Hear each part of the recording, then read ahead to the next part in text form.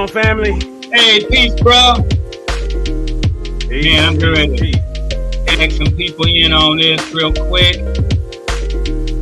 Before we get the What's going on, brother Pierre? Hey, yo. Pierre in the house. How y'all doing? Good. Hey, man, it's good to see y'all brothers here. Both of y'all, all three of us, man. This is a beautiful scene right here. I love this right here. Got like the Holy Trinity in the building. Hey, y'all ready to rock this show out? Let's do it. Yeah, rock and roll, man. Let's go. Hey, folks, it is the Tipping Point Morning Show. You are listening to The Tipping Point Show with your host, Mr. Just Ask Joe, John Yah. You ready? Streaming live all over social media and on your favorite music and podcast streaming platforms. Yeah, you know what it is. Also, check out thetippingpointshow.com. The Tipping Point Show. I don't even know what's going on. Oh my god. Are you guys kidding me?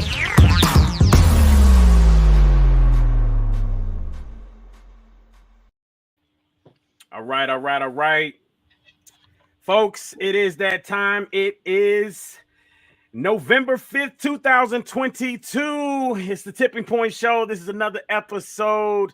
Remember, this is the only November 5th, 2022 that you will ever get. So, I tell you what, make it a great day. You've got yours truly, Mr. Just Ask Joe, my brother from another mother, John Yah, and one of our newest members, host. Man, this brother right here, we love it. It's brother Pierre, the godson. What's going on, man? What's going on? I appreciate that roll the carpet out special intro. Hey, you like that? You like that tagline? Pierre, the godson. hey, you know, if that's how you feel, man, we'll rock with it, man. You know. Hey, I'm with it, man. Hey, so. You know, with that being said, folks, we want to jump into the show. But first, brothers, how was your week? Man, my week was okay. Busy as usual. Of course, this is the week of counting sheep, I believe, right? This is the counting week sheep, where the sheep would be counted to see who they're going to vote for and what candidate they're going to vote for. And so this is the counting sheep week. And it's very interesting because during this week of counting sheep, it seems to be that the only people on the voting blocks are black people. It seems like nobody's concerned about no one else voting but black people. When yet we only make up 14% of the nation. And on top of that, when you look at those who are eligible to vote, it's even less a percentage of that. But I found something out that's very interesting, that when it comes to voting and it comes to mindset, which is what we kind of talk about a lot on this show, that whoever you get the people thinking about a subject, that subject comes into reality. And so this is why it's always a fight on where the black people going, because this is where we misunderstand how they're using our own power to advance their agenda, right? Mm-hmm. And so when you look at the Japanese, you look at the Chinese, you look at other people, there's no voting block. There's no open to register them to vote or none of that. Why is that? Because we vote, we don't finance. The person who's running for office, whoever's financing them is who they're working for. And this is why we always find sellouts. We always running and voting for people that nail our own sellers out. And I tell everyone this, pay attention to this. I've never met a politician that doesn't lie. If you show me a politician that doesn't lie, I'll show you a person that's not a politician yet. So what you want to know is that politician lying in your favor? Because all politicians will lie to get in there. So the question is, you need to ask this question mostly before you decide to vote for someone. Ask them to open their books and to show who's financing them. That's how you're going to find out who they're working for. When they get in office, who they're going to be making moves for, whether that company or whether that person. So always ask that question. Ask them to open their books and show you who's backing you. That's how you will know who and what they're doing. Interesting. Absolutely, absolutely. You know, it's Man. funny because you remember the Republican debates when Trump was running for office. What caught my attention on Trump at the time, because I thought it was, almost comical that he was running, but what caught my attention is when he called out Jeb Bush, and he said, Jeb, come on, I used to buy you and Hillary. He said Sure anything did. y'all wanting to get down in Florida, y'all will make it happen when I just make that call. So I don't know why you fronting line into the people. He said, listen, people, your politicians are paid for. And he said, listen, I used to be the super PAC. And that's like this is the pimp showing you game, right? Because he played the game before. He said he was a super PAC, right? Most people don't even know what a PAC is, right? Trump said he was a super PAC. And he said he's not going to take no money from nobody. And it first started with the Koch brothers. I don't know if you remember, he was beefing with the Koch brothers, and it was like, yo, he beefing with the Koch brothers. I always heard it was the Illuminati, right? He was like, oh no, I'm not taking the money from the Koch brothers because they ain't gonna own me. So Mm, I was like, I got to start paying attention to this guy because he's saying stuff that you never hear from politicians, because he's not a politician. He's a right. businessman. So I like to have him to open his mouth talking. People, oh, shut up. No, keep talking. Let me hear the truth. Y'all like to keep things under the wraps and go undercover. Let Trump go in and tell you the truth. He want to be up at 4 o'clock in the morning tweeting. I want to hear it. This is stuff you never hear from politicians. So that's what really caught my attention to the guy, because he was telling people the politicians are paid for. Don't take Absolutely. that. And he didn't take the money.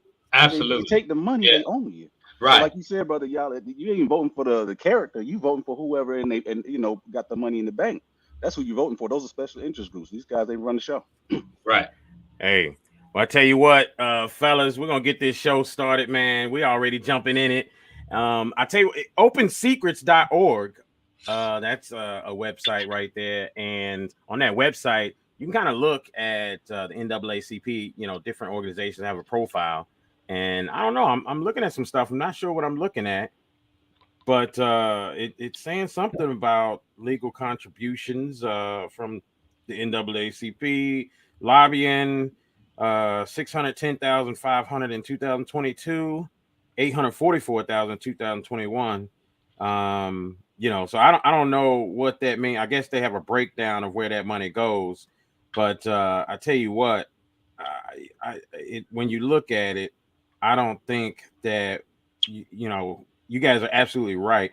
We vote, we don't finance, because when you look at the list of people that are receiving the money, they just spread, a few dollars here and there to about everybody out of that money, but they're not grabbing candidates and saying, hey, here's what we as a people want and need. But that goes back to our show about, is the NAACP even valid anymore? But hey, that's a whole nother conversation. We're going to bring up to the stage our brother from another mother. Brother, this guy right here, man, I can't say enough about him. He's on topic, on point every time he comes in, gives us a quick crypto synopsis, but he also touches on the subject. Folks, he's absolutely 1,000,000% relevant. Let's give it up for Crypto Kenny. How you doing there, family? I'm doing well. Good morning, gentlemen. Good morning. Good morning, King. Good morning. Good morning. Yeah, great day. And wanted to just come on here, and it actually has a good kind of energy, not to, speak, relating specifically to crypto, but the energy that you guys are bringing as well. But in regards to crypto, things are starting to pick up, right? So when I say that, I'm looking at kind of like how the charts are moving and how the adoption has been in society. And it seems like we could possibly be going towards a bull run. I'm not necessarily sure. Obviously, I'm no expert, right? You can't necessarily quote me on these things. It's just more so in a sense of the news and the media that's been out there. There's been, so much, talk about, coins like XRP and Stellar and Algorand. And the reason being is because I think that from a institutional standpoint, with the banks and all of these hedge funds, things are starting to pick up. And I guess when they have all of that activity involved in the space, so many, so much skin in the game, as they would call it, I just feel like it would be, it would kind of be a disservice if someone didn't just at least take a look at what what's out there, right? That they can potentially discipline themselves and build up a nest egg. You really got to look at it in terms of the value per crypto that you have, whether it's a cryptocurrency or a token, right? The educational aspect is something you can gain at another time.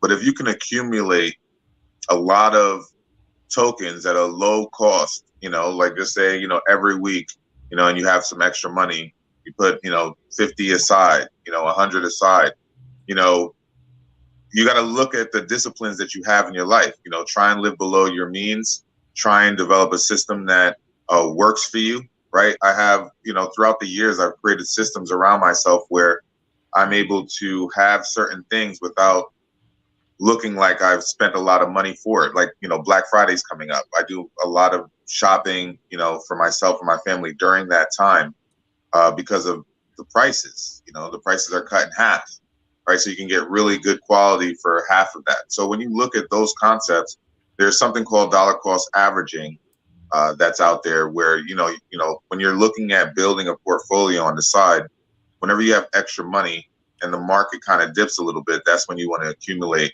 a lot of the coins or tokens that you're interested in. I would definitely look at XRP at this time. It's going to be, interesting to find where to buy it, right? You have to kind of understand that aspect. But XRP, Stellar, Algorand, those are tokens that, I think Stellar is connected to Zell, right? So the owners of Stellar, if I'm not mistaken, right, I probably have to do some research just to make sure and verify that what I'm saying is correct. But the owners of Stellar are connected to Zell. And if you guys are familiar with Zell, Zell is that the transfer unit that banks are using now to go from bank to bank when you want to just send money to somebody. So imagine that, the owners of that system being, I found this out months ago, but it shocked me when I knew that they were connected to Stellar. And I'll kind of wrap up with this. There are programs out there right now that will give you an opportunity to mint or mine crypto. There are programs out there that you can put money in and they'll trade the crypto for you with trading bots. The education that you can gain from the media and learning about crypto, you can invest correctly, invest wisely. All of those are important aspects to building your own portfolio, building your own 401k, and putting yourself in a position to take your finances to the next level. Currently, just the other day, I found a token that I'm able to mint the token, and all I have to do is pay Ethereum gas fees, and I haven't seen any of the fees go over $5. But the accumulation of the tokens, I will end up accumulating enough where if the token had manifested this to this current price point right now, I would have turned the $5 into like $80. Obviously I have to wait like a certain amount of time because you're minting them. But just the risk versus the reward, the return, the possibilities of just accumulating a ton of these tokens, and that token right now is under a penny.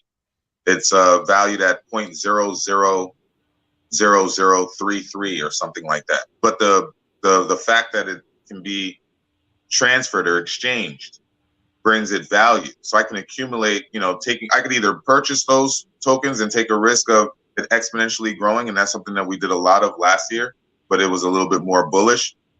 Right now, looking at an opportunity where I could mint those tokens and just accumulate, hundreds of thousands or millions of those tokens while they're under a penny, and I'm spending $5 just to create a $5 to $80 or $100 scenario based on how long I want to wait. You can mint for a certain amount of time. So, there's a lot of great discussions that are behind crypto. Obviously, we've been speaking about that for several weeks now. You guys can get a great discount as far as registration within Bitcoin Campus, which is just a resource center for cryptocurrency, and it gives these types of opportunities. Obviously, what's your website domain, brother? What's your website domain? Pardon? Your website domain. Well, Can you plug the that, main please? domain. Well, Joe would have to give. It's on the Okay. tipping. We Well, actually connected. yeah, you have the bitcoincampus.org, and Yeah. if you want to sign up for it, then most definitely you can go to the tippingpointshow.com, and we have a link there. All right, so if you want to share that connection, and you want to sign up, you can actually get it for half the price if you go through the Tipping Point Show's website. Almost half the price, folks. If you go through the Tipping Point Show's website, you click this Bitcoin Campus link, and I tell you what, you will be amazed, because the connection that they have from the Telegram page, all the information that's shared, the different people that they bring on every week. There's like a new speaker or something that is coming on to share information about new stuff. Awesome. It's really a plethora of great information. And when I talk to people like our brother Diego and such, he spent hundreds of thousands of dollars just to get information. You know what I mean? To invest in himself. So to spend $100 to invest in yourself and get this level of information, folks, is kind of unheard of. So Brother with that Crypto, being if I can said, pick your brain right now, I don't know if you have the time to answer the question, but maybe we can save it for Okay. next episode if you don't have the time for it. But years ago, I remember seeing Brother John Hope Bryant. He went to Africa, and when he went to Africa, he was recording, and he was saying, "Hey, y'all won't believe what I'm seeing in Africa. Is this going to be the future? Is the future wave?" And simultaneously, at the same time, Jack Dorsey, the former owner of Twitter, he tweeted out that he was moving to Africa. Okay, Mm. he's leaving Twitter. He's Oh going wow. to Africa. Brother John Hope Bryant was saying what he saw in Africa was young population. It's something real interesting. I don't know if you could dive into it now, but at least bless us with some of your expertise and wisdom that you have on it. Do some research and bless us with us on next episode. But he was saying that Africa is going to be the future. Like American population is old. You see what I'm saying? But Africa has the biggest, youngest population, and when you're talking about terms of productivity, you need young people for productivity, right? America's wealth is concentrated in the baby boomers, really. The young people don't have no wealth. They can't afford nothing. But the baby boomers is where the wealth is here. But he's saying like Africa is the future because of the young population in Africa versus everybody else. And you see China poured into Africa with the manufacturing and everything like that. So it looks like, from these guys, it's there. I'm just triangulating what they're seeing. Africa is going to be a big spot for crypto. Jack Dorsey's really, on board with crypto, really pushing this thing heavy. So I don't know if you got anything to share quickly right now, or if you want to, bless us with some next episode.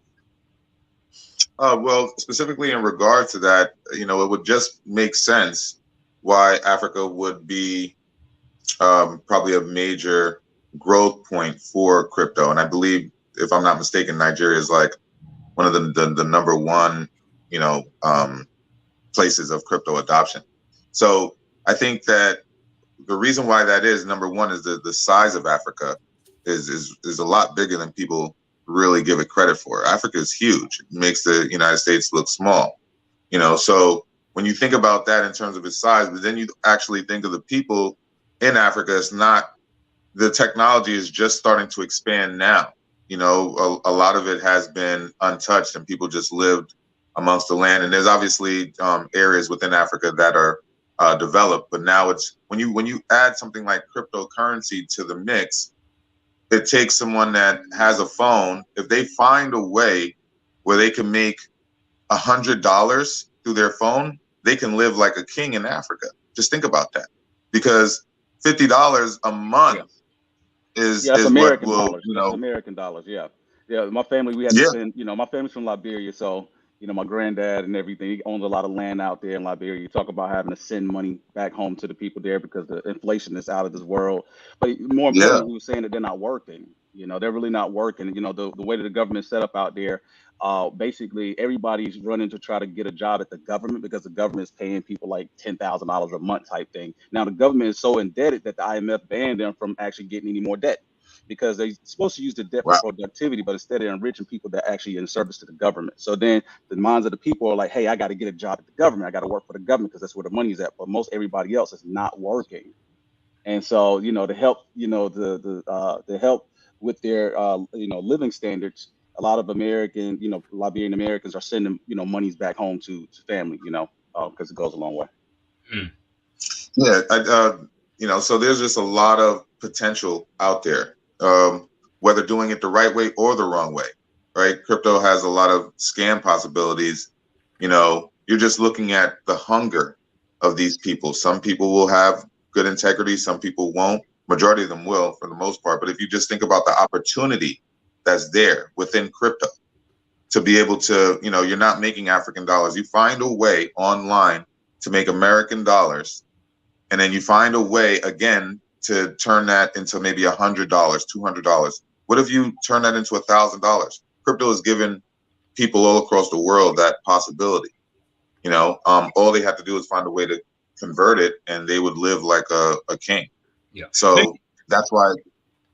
Go ahead, finish up. You were going to say something, bro? I was going to say that's why, between the size and the opportunity of the development of what that new technology is bringing, that's why I would believe that it's this large in popularity because of those things. Gotcha. I got one question before we let you go. And if you can answer this really quick, it would be dope. We're talking about rich versus poor, or poor versus rich in this subject. Mm-hmm. What is the single thing a black man can do to balance that out? What is one of the single things a black man can do to kind of balance this out? Now, when you say, the in between of rich and poor, what can a black man do to kind of level? Right. The one thing one person can do by himself that can help in leveling out this rich versus poor. What do you think that would be? If I had to choose one thing, I would say that person would have to have some sort of dedication to reading books. Okay. On educating themselves. There you go. Yeah, just educating themselves. Okay. Yeah, you could. I was fortunate enough to go to college and graduate from school, but I learned a lot more after college just reading all the books on finance, because you start reading about things that you're specifically interested in. Okay. And I'm interested in making money and developing wealth and thinking correctly. So you just find these books. I think people struggle with that. It's like if you struggle with something, right? If you're not good at something, then you should read a book that helps you get better in that. You know what I mean? Yeah. We're better than computers, right? So if you struggle in, like if you're in sales and you struggle in closing, you should read a book on how to close better. It'll that bring helps you a to little level bit better. that absolutely helps to level the playing field. Like so that. I'm glad that you came with that. I kind of knew you was gonna come with that answer because anyone who has that wealth mindset, the first thing they'll tell you, because what people want to hear is they want to hear money. They want to hear invest your money and this will get you to here. But the reality is that you focus on educating yourself and investing into your mind, which changes your mindset, which sends out frequency waves that brings more opportunity for what it is that you are trying to do towards you. So appreciate you, brother. Crypto. On that note, let me just say this, right? Just real quick, to kind of close. Real quick. On that note, all of that connection that you just said, all it could possibly do could get you in the right conversation with somebody that can give you an investment opportunity. Just think about that. You could have enough education in yourself just to be in a situation where somebody's intrigued by what you're talking about. You can get a conversation going with them and they can bless you with an investment opportunity that you would never found out about. And then now you've changed your life through that. So yeah, I just wanted to, because you were going, when you were saying all of that with the connection. That is exactly how we ran into you. So we appreciate that, because this is the example. All right, brother. Until next week, we'll see you. Peace. Yes, guys. All right. We're gonna jump right in there. And hey, I'm gonna say my bad, Crypto Kenny. I did not give you that intro that I gave you last week with the music, man. I apologize, but that was a new thing last week, and I think it's dope. So we're gonna do it again. We're gonna bring up our brother from another mother, brother Leonard Walker, with the stock spotlight coming up right now. Come on, brother. Let's go. Let's go. Let's go. Yeah. There you go. There he is. Look at him. Look at him, y'all. Y'all see him? Cooling, man. He's He's so cooling. cool. Too cool. Good morning. Good morning. Good morning, Good morning, brothers. man. Good morning. Yes, All yes, right. yes. I am in Orlando, Florida. We out here chilling, man, in a nice Airbnb. Got the pool in the background. All of the pools around here got these cages, these screened in cages, because we do have alligators out here, and they will Yes, be in sir. your pool. They will Yes, be in sir. your pool. So, Brother Leonard, before you bless us with your morning wisdom here, I need for Mm. everybody that's tuning in right now to the Tipping Point Morning Show to hit those like buttons, hit those share buttons. We got to get the algorithms to feed this into the masses so that people can pick up this wisdom and knowledge and join us on this beautiful morning. So if y'all can just do us a favor, drop anything that you can think of inside the chat, because that's activity that the algorithms will pick up and they will carry this video forward. Also, if you hit that like button, hit a heart button, anything that you hit on there, any activity, the algorithms are stupid. You got to remember that's artificial intelligence, not real intelligence. All they do is register information, and we need to feed it some information. So if you're in the chat right now, bless us with some likes, bless us with some comments, bless us with some Hey, feed. Thank you guys for joining us for the Tipping Point Morning Show. Brother Leonard, you can take over. That's all lovely. righty. Yeah, that's a wonderful, beautiful thing. So yes. Yeah, I'm out here, like I said, in Orlando, Florida. Hey, listen, at a nice Airbnb with 6 other couples. We all out here. We're gonna do it up. I'm probably gonna hit the beach. I ain't trying to go to Universal Studios, all of that kind of stuff. I done got too old for that. You But get your there are vitamin beaches. D in you. Yeah. Get that sunshine. See, but like I said, so what I have for us today, and I might have some connection issues, so just bear with me a little bit. What I have for us today is I got basically 2 banks that we're looking at. One of them, they've both been around for a long time, but one stock is relatively older and the other stock is relatively new. So we're gonna start with the older stock. You guys in the Louisville, Kentucky, Cincinnati, in the Midwest, y'all know about this one. The company I'm talking about here is Fifth Third Bancorp. Fifth Third Bancorp. So let's dive into it. They're trading on the NASDAQ. They are ticker symbol Fox India Tango Bravo. That's Frank India Tango Bravo, FITB. That's their ticker symbol. Right now, they're going for $35.13 a share. Okay, that's pretty good. Like I said, this is another, the stock experts say What's that that this ticker is symbol again? FITB. FITB. Okay. All right. Like I say, $35.30 a share. That like with all of the stocks, that stock is down, so you can buy it just about at a discount right now if you want to pick up some of those shares. Its dividend per year is $1.32. The quarterly pays a quarterly dividend of 33 cents. The dividend yield is 3.76%. So now, once again, this is, a lot of times we want to try to get these 10% or close to 10% dividend yields. This is a company that's been around since 1858. Okay. Ooh. Yeah. See, so it's been around since 1858.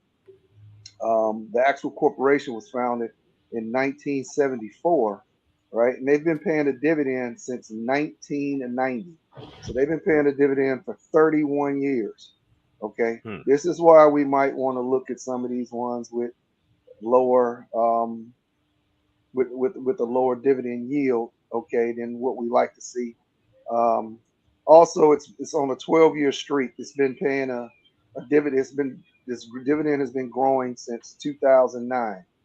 So it's been paying a dividend for 31 years, and it took a little dip and came back up in 2009. So this is something worth looking at or putting in your portfolio if you want some stability there. So that is Fifth Third Bank. The next one, we've all heard some months ago, I talked about a ETF called JP Morgan Equity Premium ETF. Well, JP Morgan has another premium ETF. It's called the JP Morgan Nasdaq Equity Premium ETF. It just got started this year of May, so it's only been paying dividends since May. Let me give you that ticker symbol, and it's trading on the Nasdaq.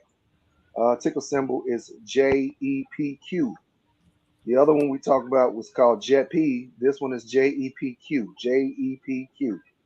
All right. It's right now. It's currently trading at $40.80 a share.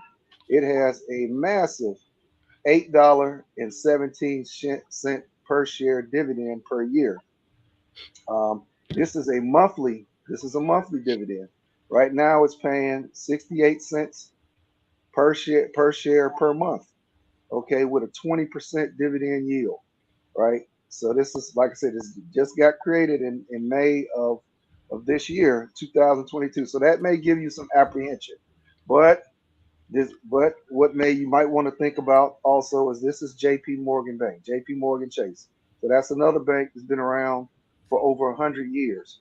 So you've got the fund managers managing this, all right, that are part of a bank, this part of a banking system that's been around for a long time. So do your due diligence as usual, all right. As always, I always say do your due diligence, but this may be something you might want to jump on, just to get some quick money up, right? Like I said, it's got two objectives here, and that's obviously is to create equity from create a portfolio equity from the Nasdaq 100 index. Okay, and it does that through equity link notes. Okay, you can look that up. It's kind of complicated, look up equity link notes, and it does call options. Okay, cover call options, just like JEPI does, right? Some of its top 15 holdings, it has Apple, Microsoft, Google, Amazon, Tesla, Meta, which is Facebook, Nvidia, Cisco. It also has AMD, Comcast, Intuit, Costco, Qualcomm, PayPal, Analog Devices. That's the top. That's the top 15 holdings it has. Some of the notable holdings it has is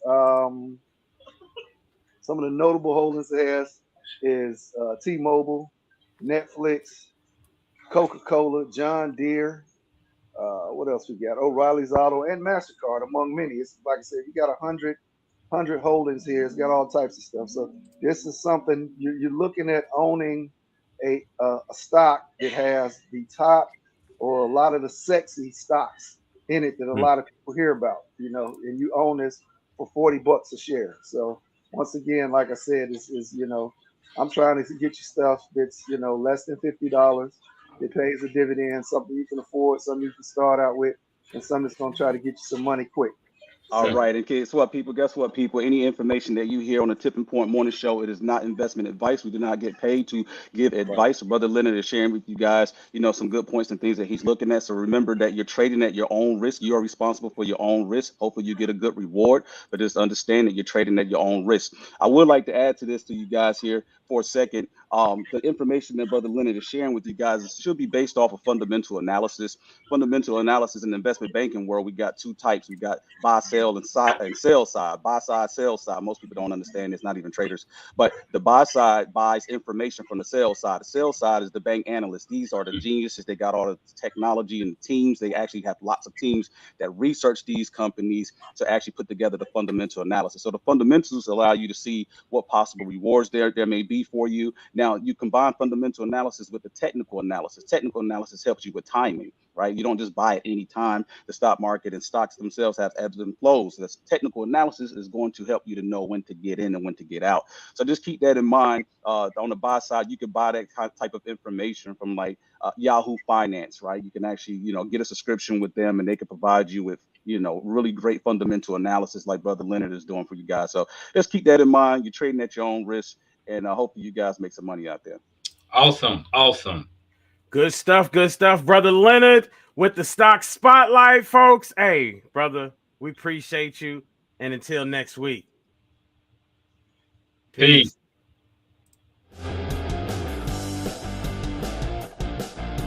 All right, folks.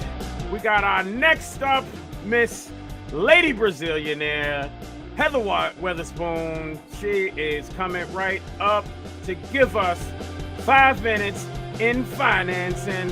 Sis, welcome back.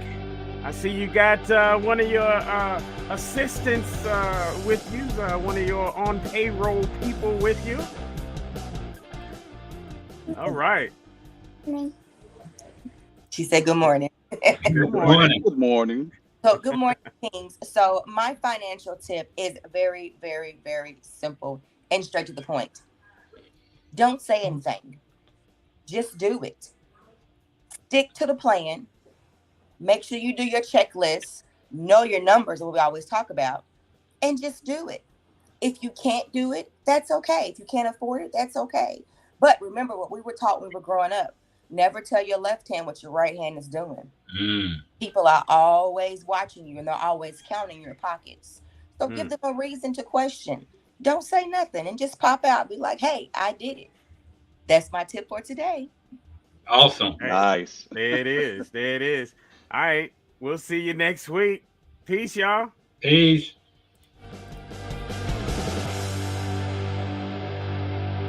All right, folks. We're going to go ahead and go to commercial. We'll be right back. It is the Tipping Point Morning Show. And all this great information. You don't want to go anywhere. We'll be right back. Hey folks, check out healthdaddywow.net. 100% plant-based herbs and supplements. Whether you're in person or online, use the word tipping for 10% off. Remember, feel better, look great, healthdaddywow.net. Remember, healthdaddywow.net.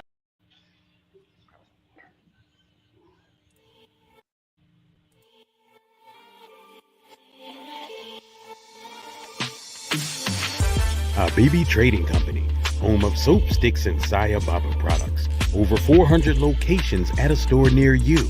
Cincinnati, Ohio, Louisville and Lexington, Kentucky, Southern Indiana, or find yours online at sayababa.com. Again, that's sayababa.com. Habibi Trading Company, where you can find fragrances to incite your senses.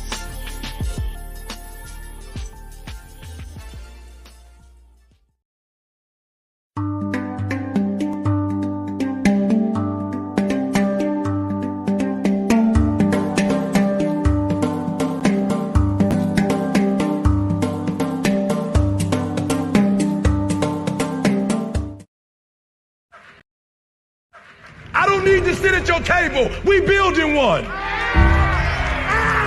We in the process of building a table.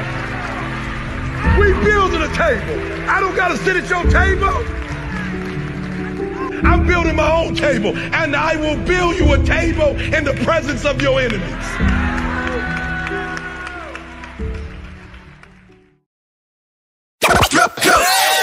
You are listening to The Tipping Point Show with your host, Mr. Just Ask Joe, John Yeah. You ready? Streaming live all over social media and on your favorite music and podcast streaming platforms. Yeah, you know what it is. Also, check out thetippingpointshow.com.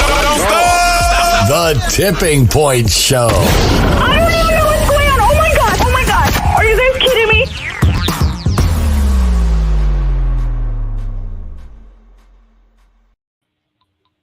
All right. We're back, folks. It is the Tipping Point Morning Show. Before we jump into the show, then we want to bring up a beautiful queen that I always see her doing things around the city, whether she's on stage introducing local artists, or whether she is doing events and things of that nature. She's always doing something, and she has this particular event coming up that she wants to talk about. So without further ado, we're going to bring up Queen Angela Jackson. Sis, how are you doing? You know, I am so happy to be here. today. I appreciate John and you inviting me to come aboard your tipping point. I love the name of that because we are at a tipping point, and that's why I'm here and I do what I do.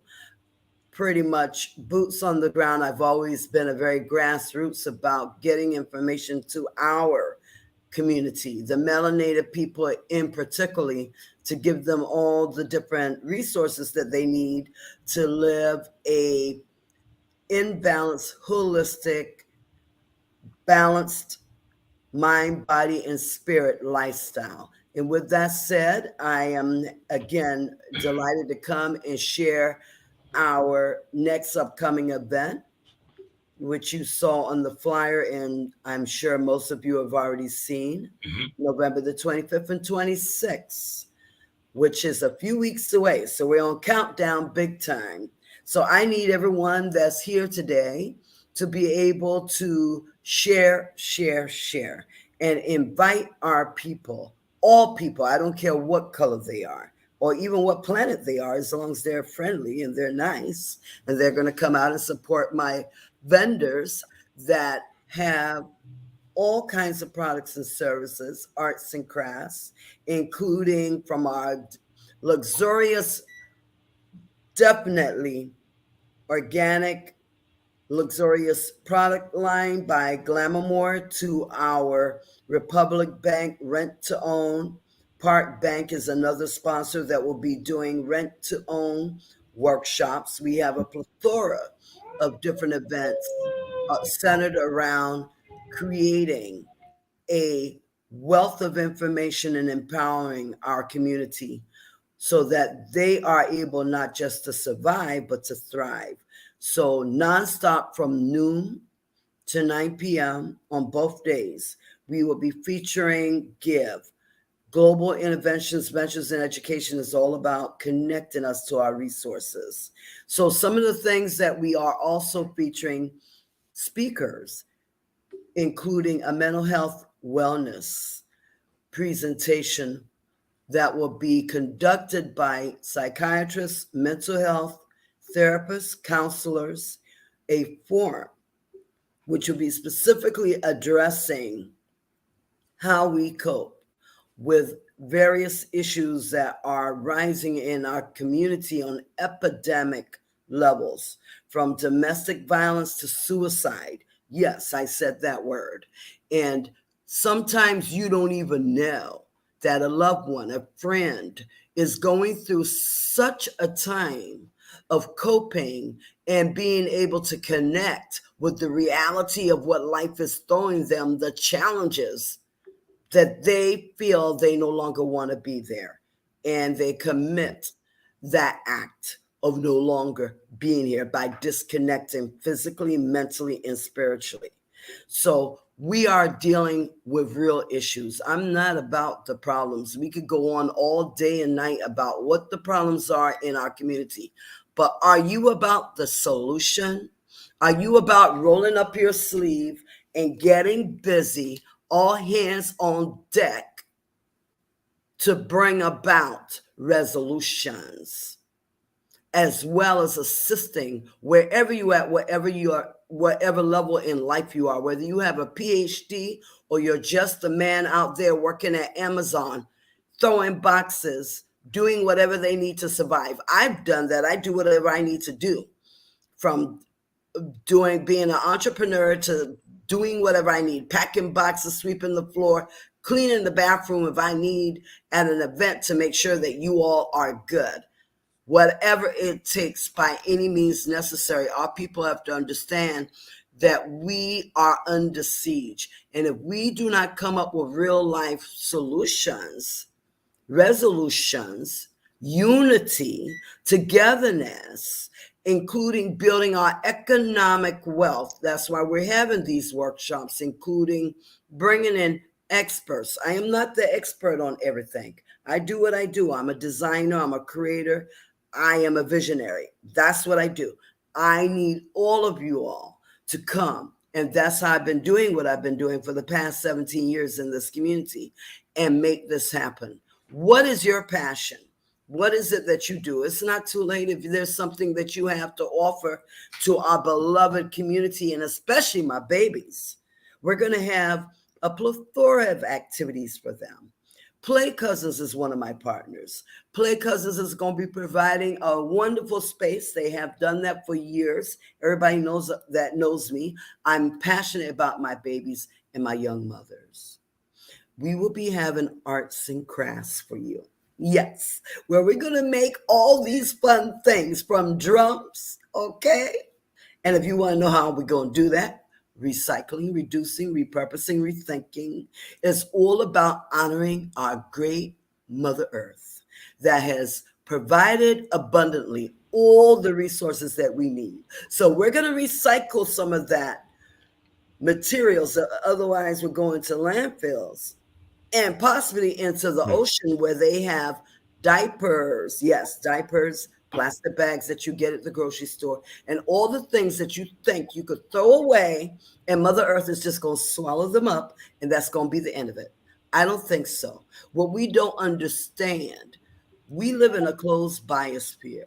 Whatever happens here stays here, including those toxic wastes that we dump into the ocean. You know, a lot of the cruise ships, they are taking their waste while you're having a jolly good time, gliding and sliding over the mother waves. They're dumping your waste deep out into the ocean. That's correct. Hey, Angela, let me ask you a question. You know, you've always been in the community. You've been always moving and shaking and getting stuff done. I met you years ago in the Tai Chi community. You're always doing the Kwanzaa, always bringing light, trying to bring light to the community. A lot of people don't know who's behind all of those things, even with the fashion shows that you pull off. Louisville is really blessed. I mean, our community is really blessed to have someone like you. Do you find sometimes people who are in the condition that we are in are not willing to come out to support what you're bringing to the table? Because actually you're bringing a lot of stuff to the table, from eating right to business and to mental health. I mean, those are the issues that are need to be addressed with our community, talking about how do we move financially, how do we think with our mental health, and how do we eat, you know, how do we absorb foods in that are going to intrigue us and excite our brain and our bodies, right? But do you find somehow that answer is just sitting on dead ears where people are not really hearing that? I do. I'll be honest with you. When I first did give, I had people who were saying, I'm doing too much. And I said, no. We need that answer more. And we don't need to just have it for one day. We need to have it really 365. Try that. Just like Black History. Shortest month of the year in February. You come out in your African attire, all Afrocentric down for a day. Really, guys? This skin right here, this is going with me all the way to the end. My Africanism, my ancestral legacy, heritage of who I am, I wear this. I wear this in my bed and out that door. That ain't going nowhere. Whether I travel to Brazil, Africa, Jamaica, you know, I was born in UK, London. No matter where I go, this goes with me. In the people that you have in speaking, can we, like next week, maybe we can bring on one of the guests on the subject? I will be delighted. I have some of my speakers, including the mental health panel that will be there. We also have another panel forum that's going to be discussing justice, liberty, advocacy, that will talk about wrongful incarceration. I have a couple of different people. We're going to be talking about the Innocence, the beautiful work the Innocence Project is doing, including with my son, including we're going to have our Queen Diva Party. What is the Queen Diva Party all about? Self-love, self-care. If you do not love yourself and cannot connect within, how can you possibly love me? Yes, absolutely. Yeah. So we're going to be having speakers, counselors that speak about going within, presenting a plethora of information, including skincare by Dr. Lacrease Kidd with Glamour Therapy with her divinely made lotions and potions, not just for the sisters, but for you too, my brother King Man. And then we're going to have a fashion presentation by no other than Shango Runke International Designs. And I'm into collaboration, so I'm going to have a few other sisters that are also into the fashion creativity, including our beloved Essie. She will be having some of her pieces featured, along with Mad Styles. So yes, we're going to have mad tea party. Okay, plug us in on event, right? Plug us in on the event, where they can find you, where the event's going to be at, and some information that they need to know. So, as you saw on the flyer, by the way, these are some of my beautiful dancers. These pictures were all taken by Bud Dorsey. Mhm. We're going to be honoring our ancestors. You know, I'm into honoring our ancestors. Yeah. But first, I give thanks to the Divine Mother, Creator God, whatever you call Allah, Jah, Ra, whatever. Olodumare, God, Mother, Father, Divine Creator, comes in all forms and spirits. So I'm into the spirit of light. We give light. So we're going to have a plethora of information and resources at Creative Events Venue.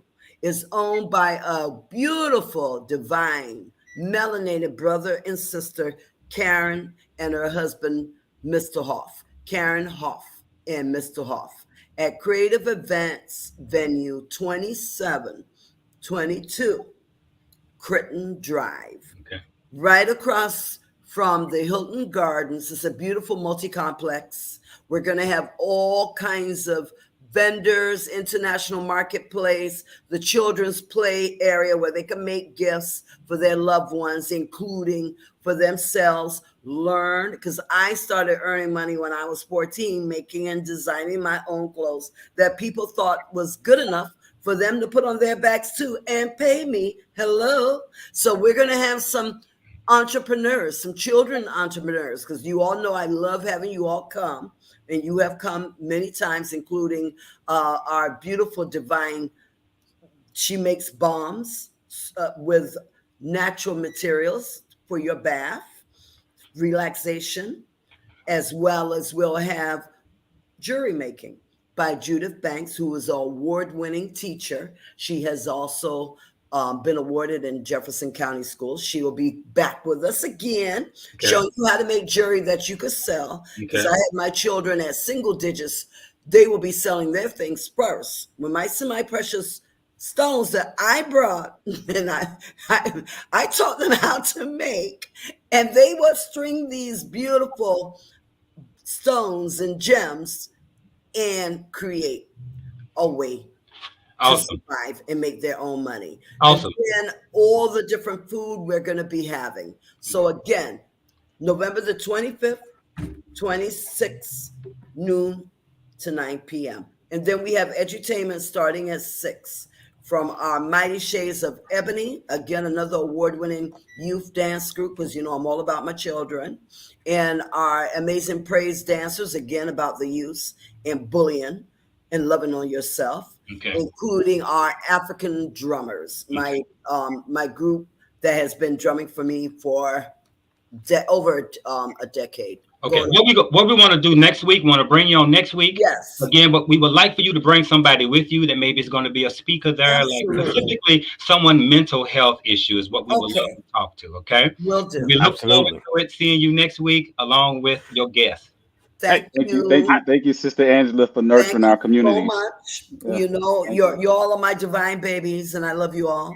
You know, Absolutely. I just want to give you whatever I can to empower you and lift you up. I don't want to just give you the fish. I want to show you how to get the fish, clean it, scale it, fry it up, and turn around. You could get a bite too, and then sell it. There we go. There we go. Appreciate you, Angela. Absolutely. Peace, Queen. Peace. Peace. Love you all. Thank you again. You're welcome for having me on, Mr. Joe, Axe Joe, and Pierre, and our beloved John Young. Thank you. All right. Thank you. All right. Good stuff. Good stuff. You know, she mentioned she said her son, and And do you know her son? It's not. I was wondering because I saw the last name Brown, and I was just like, wouldn't that be coincidental if it was No, Antonio? no. Okay. I was gonna be like, man, the universe is on its shit today. I was like, man, because No relation.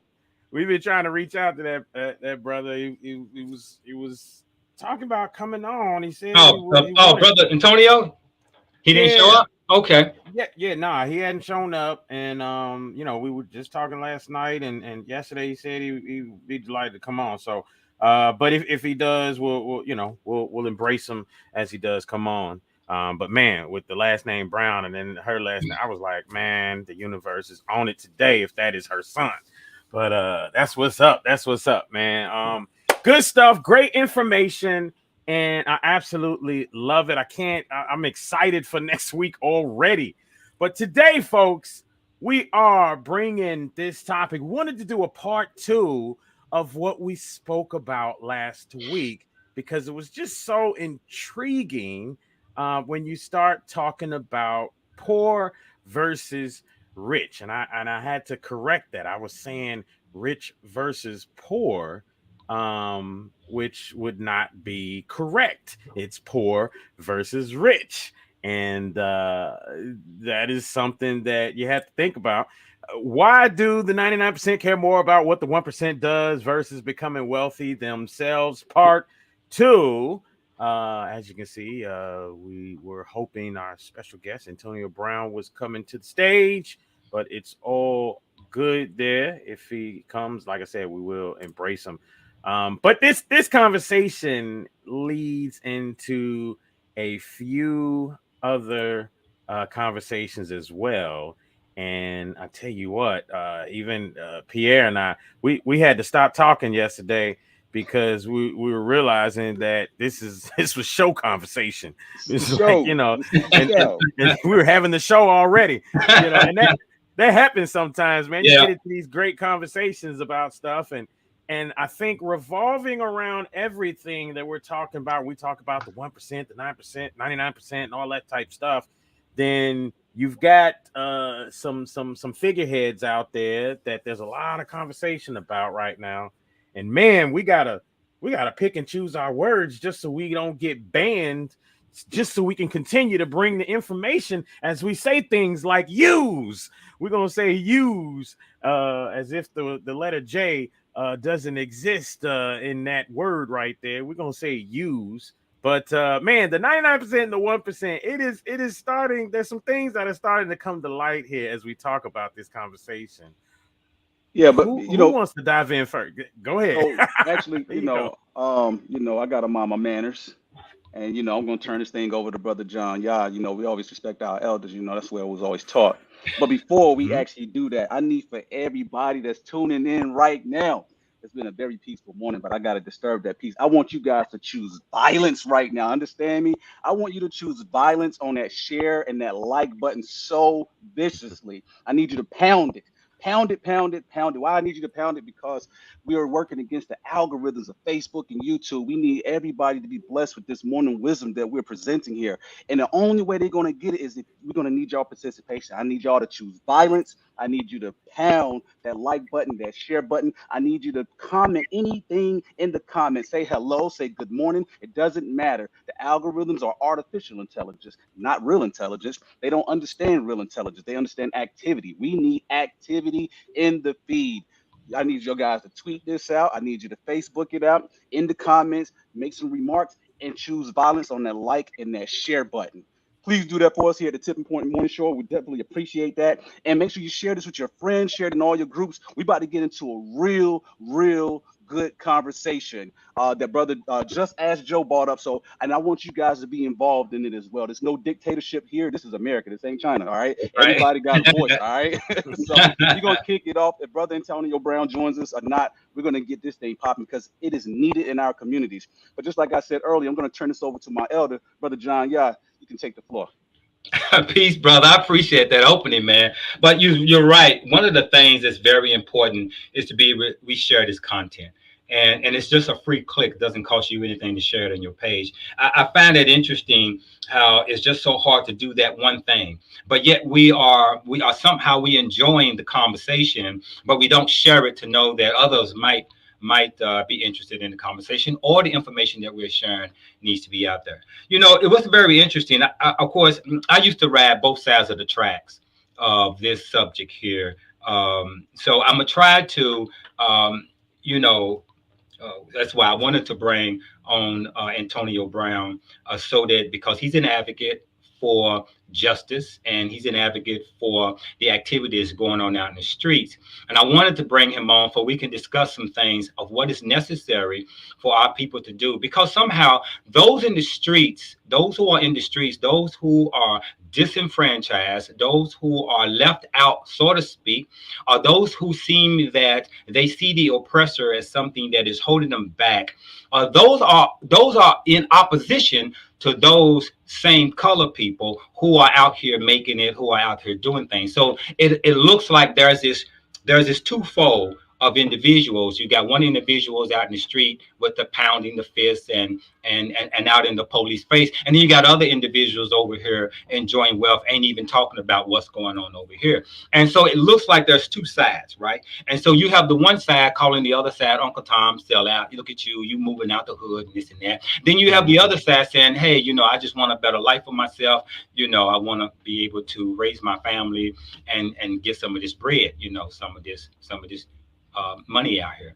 And so we have this conflict, and this is why you hear words like I heard in the chat from last week. I'm in the streets, where are y'all? I'm out here doing it, where are y'all? And see, this is where we get confused at in understanding on what's going on and what can we do? What do we offer that is important for you to know, and what do you offer that is important for us to know? And I think that's a piece there, because we can work together, but we got to have an understanding on what we're working on, first of all.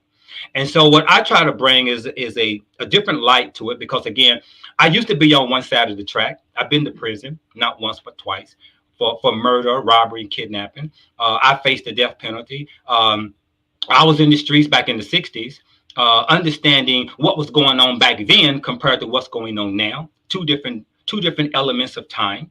So I do remember the 60s. I do remember Malcolm X and Martin Luther King assassination. I do remember those days out in the streets when all the civil rights movement was going on, right? I am a part of that life right there. But as I begin to elevate, or I begin to move in life, I begin to see some things that I try to relate to you through verbally of what I see spiritually. Okay. And then how I look at myself and how I overcame. So I said, okay, let me take my situation and let me try to give it to you so that you can have a different light. Because here's what I believe. I believe no one should believe everything they think, because there's a whole different world out here. So a lot of information out here for you. And it's hard for people to hear this word here. There's no such thing as poverty. There's only abundance. But it's hard for you to comprehend that piece because all you see is poverty. Now, what am I talking about? What I'm talking about is, what is abundance? The abundance is the ability to just breathe. The abundance is the ability to have your heart connected to your brain through your jugular vein. It's the understanding of how all your cells work and how you can think something into existence. So I like to come to these individuals who have that conversation is to say this. I want you to look around you. Everything you see around you is called the thought world. Everything you see is in the thought world. I don't care what it is, the phone, the table you sitting at, the chair you sitting on, the computer you're looking at. All of these come from the thought world. It come from thought first before it came in this existence. So we're really talking about mindset and how you think of yourself and how you move in this society. I know for a fact that there are subliminal messages that are all around. That's all over us, everywhere, right? And we don't understand these subliminal messages because we won't turn off the TV. We won't turn off that music. We won't turn off things that are not benefiting us. So we kind of wondering why we in this lifestyle of moving towards constantly oppression, always seeing the oppressed. He's doing this. He's denying me that. He's not giving me the ability to this. Then you got those on the other side just getting abundance, getting money, getting wealthy, young and old. There's a whole different side of people that are wealthy. They don't see what you see and they don't feel what you feel. That is the separation of the link between us two. The question is, how can we get you to look at something that's very important, that's just based upon mindset, on how you think? Because it is true, what you think most of the day is what you will become. So the question is, are you most of the time spending time with thinking about abuse, police abuse? Are you most of the time thinking about the abuse in history, things that have happened in our past? Well, guess what? When you do that, you are projecting that same pain in the future. You just don't know you are. And that's the trick that certain people know about and certain people don't know about, is the mindset. If they can keep feeding you this fairy tale or this tale about slavery, that's why they keep putting it in our face. Django, all the movies they throw out there, right? We get upset, we talk about it, we get mad, we have these conversations, and it affects our feelings. Guess what that's doing? It's also predicting our future. So that which you study most, there's nothing wrong with studying the past, but when you attach your emotions to it, that's what you're again going to see in the future, because unconsciously your mindset is going to attract that which you think of most, and you're going to see abuse. Everywhere you turn on the TV, there's going to be abuse. Everything you do. The question becomes, how can you change your mindset from that and remove your emotions? See, I'm like this. Let's say there is a God. He apparently is not emotionally concerned with your plight, because he would have done something about it. Basically understanding that you have the ability to change your whole condition. There's this old saying that's in an old tale of a book that was describing a guy going to the gates of heaven. So when he came to the gates after he died, he approached the angel at the gate, and the angel asked the person, "How was your plight on earth?" And the person replied, "I was weak and I was oppressed." The angel replied, "Was not God's earth spacious enough for you?" The angel didn't go, "Oh, I'm sorry, I know that white man, he was just rough on you, beating you down." No, he said, "Was not God's earth spacious enough for you? Could you have figured your way out? Yes or no?" That's the question that we're trying to bring. Can you figure your way out? Because in this thought world, you have the ability to do the same, to produce something out of your thought pattern into this existence. They can actually pay you in abundance to live a better life. But if you are unaware of that because you're distracted with television, music, anger is a distraction. Oppression is a distraction. Feeling fear is a distraction. Do you know when you have fear, you release a chemical in your brain that blocks all chemical of creation? The earth vibrates at 532 megahertz, which is a creation frequency. Do you know you also have that creation frequency? And that inside of that frequency, just because you have a fear or an anger, that anger blocks the creating frequency. You can look at a deer. Deer don't have time to mate with another deer or even graze when it's under attack. When this thing a lion is somewhere near, it's on the move. It don't have time to eat. It's the same thing with human beings.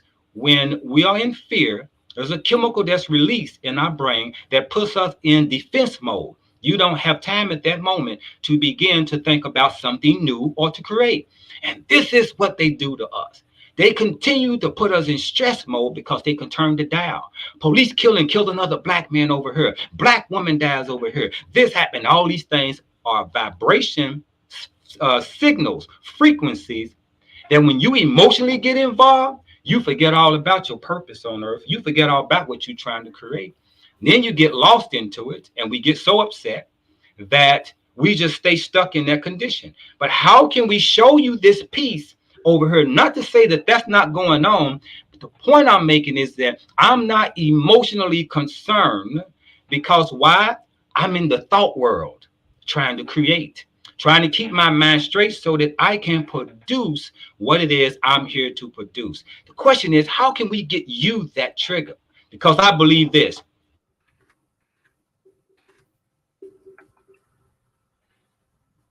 Oh, brother, yeah. Okay, there you go. You say I believe this, and then it froze. It's all good. Okay. Yeah, I think I'm having internet. Okay. Yeah, I think he's having a little connection issues here. What I'm gonna do here while Brother Yah gets back reconnected here, what I want to do here is I actually want to actually introduce y'all to a book because again, my background, you guys know I'm in the capital markets and Austrian economics, right? So I'm in, a part of the Mises Club as an advisor there, and I've been studying Austrian economics for about 3 years now, and really great stuff. So I want to introduce you guys to some information here that is really important. That I think will change your life here. I see we got Brother John Yah back. Okay, yeah, this is when the power to be start switching stuff, right? Okay, there you go. We got Brother John Yah back. Let me actually just what I want to do is I want to introduce you guys to this book. I tell you guys about this all the time. It's called The Road to Serfdom. If you don't have this book, get this book. F.A. Hayek, Friedrich A. Hayek. He's an Austrian economist, Nobel Prize economist.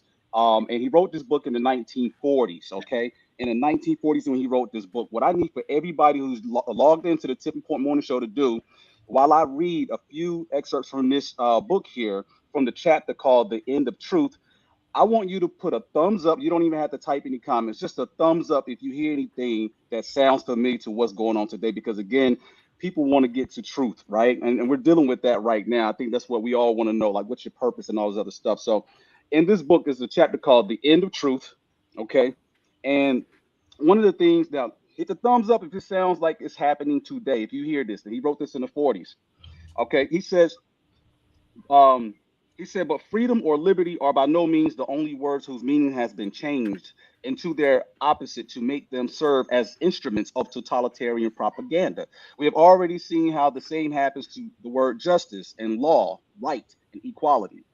Okay, skipping over, he says about them changing the meaning of words. Okay, this is what he's talking about. He said, gradually, as this process continues, the whole language becomes despoiled and words become empty shells, deprived of any definite meaning, as capable of denoting one thing as its opposite, and used solely for the emotional associations which still adhere to them.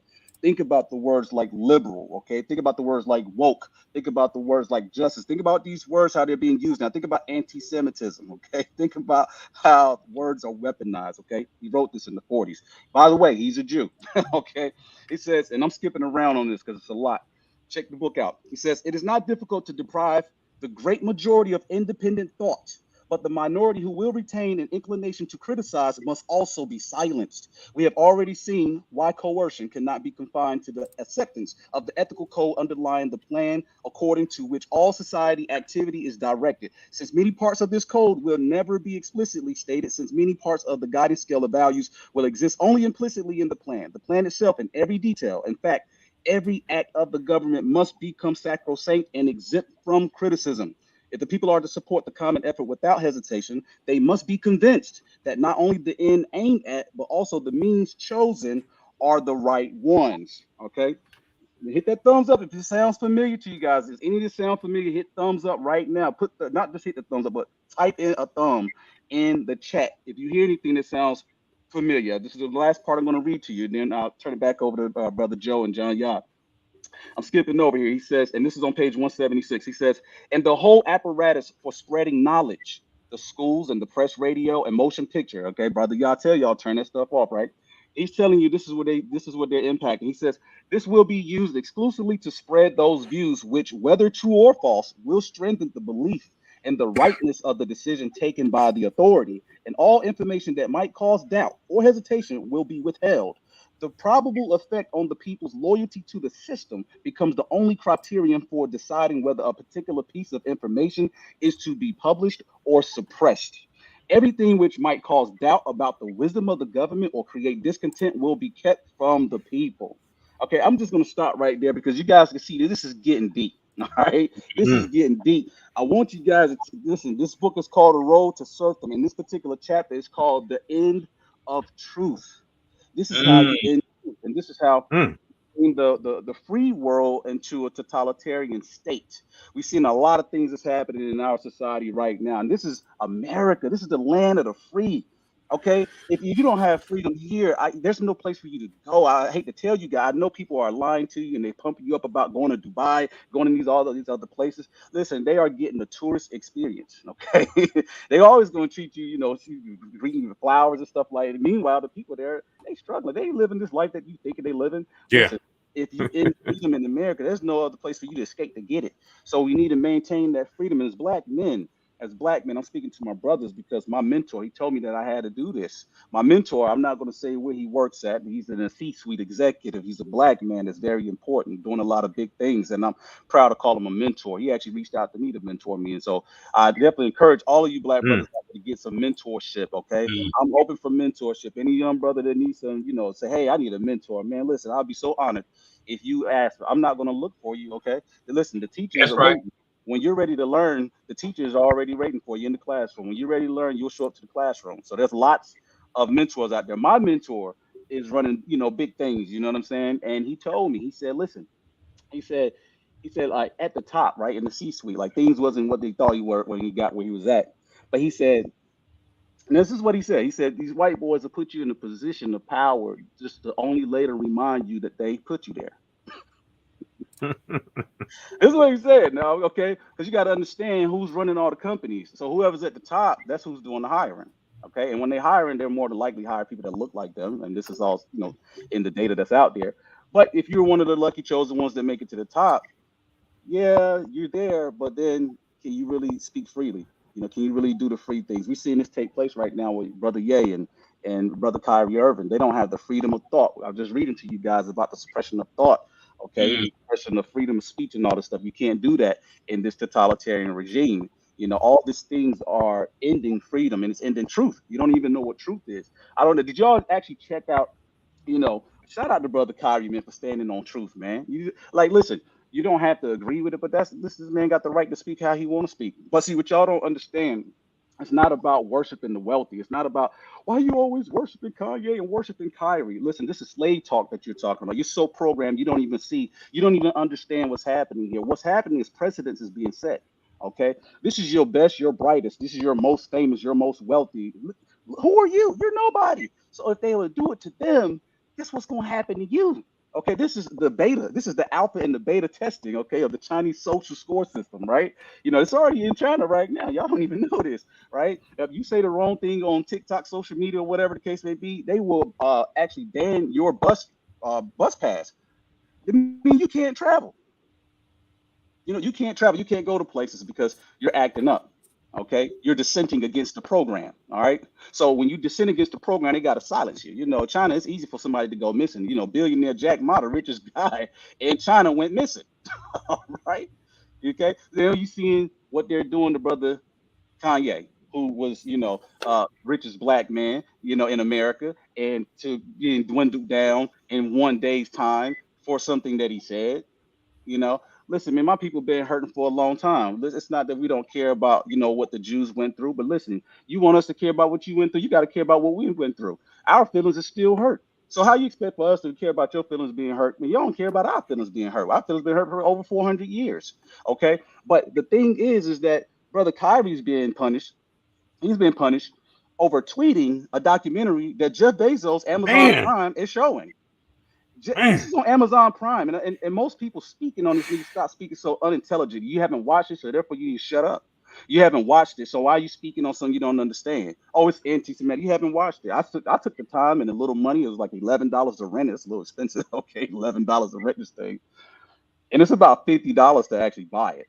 Okay. Now, if you're interested in watching it, and I'm not promoting it, I'm just saying if anyone is interested in buying it, you're probably better off in buying it because it's 3 hours long. And renting it, I think you get like 24 hours to watch it. So I had to watch it in 2 days. All right. So I'm just saying to watch it to really understand what's happening here. And basically, he tweeted this movie. Okay, that's a documentary. Okay, and the documentary is basically making the case using science and archaeology to show that black people are the Jews of the Bible. Okay, not just like African American blacks. I mean, they're going through Indians. They're going through like I think the oldest ones like the Indians. Like they're going through the tribes of Israel. They're going through the dark-skinned Indian people, the dark-skinned Aborigine people from Australia, even the Asian people. Like they talk about the black Asiatic man and stuff like that, and they're talking about the Ashkenazi Jews, which are the white Jews. I didn't even know this, like, but this is something that you learn, like Ashkenazi. Think about the name Ashkenazi, Nazi. It's the same thing, Nazi, Nazi. Ashkenazi Jews, they're Europeans. Those are the white ones. Okay, that's where they're from, the Caucasus Mountains. And there's DNA studies and all this stuff, and they're actually just presenting the case. All right, That's what the documentary is about. And brother Kyrie is lost his, suspended his endorsement. He's out of pay, With can't work. Nike, yep. Yeah, he can't work. He can't do this. Listen, black people are not in a position to silence anybody, but yet they have the power to silence us. That's not free. That's not freedom. That's not liberty. You see what I'm saying? Kyrie tweeting a documentary that he saw on Amazon Prime didn't take no lunch or dinner off of no Jew's table, nobody's table. Yet they just, oh, my feelings is hurt. So our feelings being hurt. But hold up. But they is take it off this table. Is it feelings hurt, or is it hiding truth? Because that's what I feel more than anything else. All he did was tweet that. That's it. He just tweeted that. When you look it up, there's organizations right now that are trying to get it banned off of Amazon Prime because they're calling it anti-Semitic. This whole anti-Semitic thing is becoming absolutely ridiculous right now. You can't say anything in an opinion, or like you see here with Kyrie Irving, a post before they try to dog you out and call you anti-Semitic. I mean, that's not even right. Like, I don't even know why we as a people are even sitting back and watching this play out when you look at some of our, like I said, our like we said yesterday, our best and brightest, the yay thing and whatnot. Yeah, they being butt broke. Yeah, but brother Joe, how many people even know what anti-Semite means? Man, who knows what that means? Kanye said, "How can I be anti-Semitic when I'm a Jew?" That's what he said. They mad at him. They mad at him because he said that, right? So I mean, it's interesting because like even the documentary didn't say that the Ashkenazi, the white Jews, are not Jews. It's just saying that they're like, because like the whole Jewish thing is kind of like a melting pot, really, with the way they explained it, from all these people coming from different regions, kind of like Egypt, right? It was talking about how to eat, you got the Romans and all these people coming from different places. It's just saying the Jews that the Bible is talking about in the scripture are actually the black people, and then the white Jews came later. I mean, that's what the documentary is saying. People are saying that's anti-Semitic.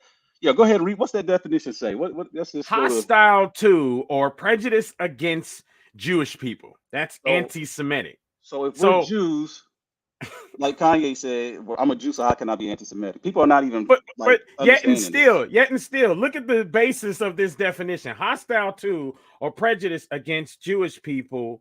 So when you really think about that, is posting or tweeting a link to a video documentary, someone's viewpoint about,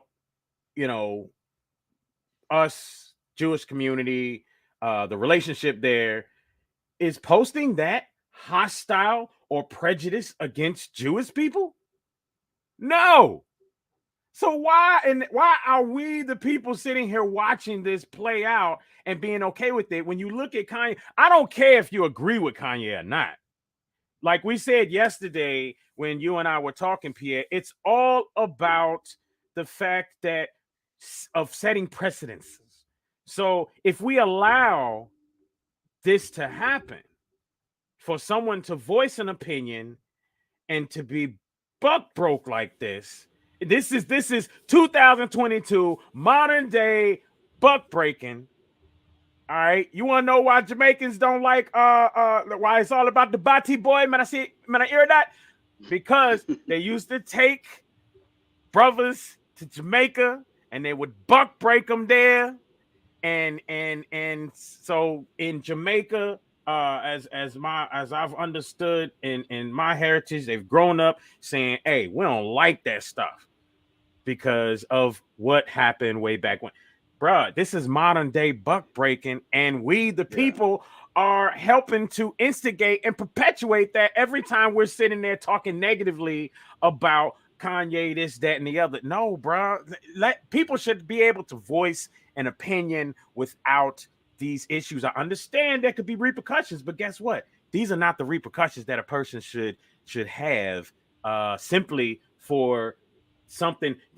Neither one of those brothers have shown me yet that they were hostile to or prejudiced against Jewish people. None. Listen, Jewish. I'm sorry, I is said it, Jewish. it's not in the contract. Like people, listen, people are such idiots. They justify these atrocities by any means. You know, it's funny, man. Like, I think about the movie The Matrix, man, and when Morpheus was walking Neo through, and he was telling him how everybody that's plugged into the Matrix is your enemy, right? He was telling you how they will fight you to defend the system. Listen, this movie was made over 20 years ago, 1998. Okay, and we're dealing with this in real life. Keep that comment with Kari Muhammad on there. I want to actually cover that because he had a really good point.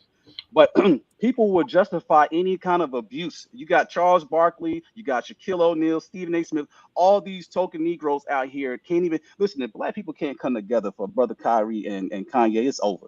I can see why people like Dr. Claude Anderson just gave up, right? Because if we can't get this together, y'all don't understand the precedence that's been set. Listen, if you give them an inch, you don't understand how government works, right? And this ain't government; these are corporations. But this is a fascist type system where corporations, the companies, facilitating the will of the government. But listen, if you give them an inch, they will take a mile, and when you ask for your inch back, you'll never get it back.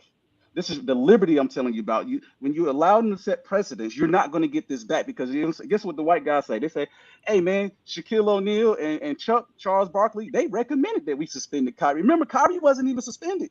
Black dudes went on TV and said, man, they should suspend him. They should take his money. They should make an example out of him. Your own black brothers are doing this. And then guess what? The suspension follows. The endorsement deals follows, right? We can't even stick together on something like a black man being able to tweet. This is not America. Come on, man. In America, you still have the freedom outside of your basketball hours. You can watch a documentary. That's not a crime. And it's not in your contract that you can't watch a documentary and that you cannot tweet. If they can't tweet, then okay, well, don't isolate Brother Kyrie. Okay.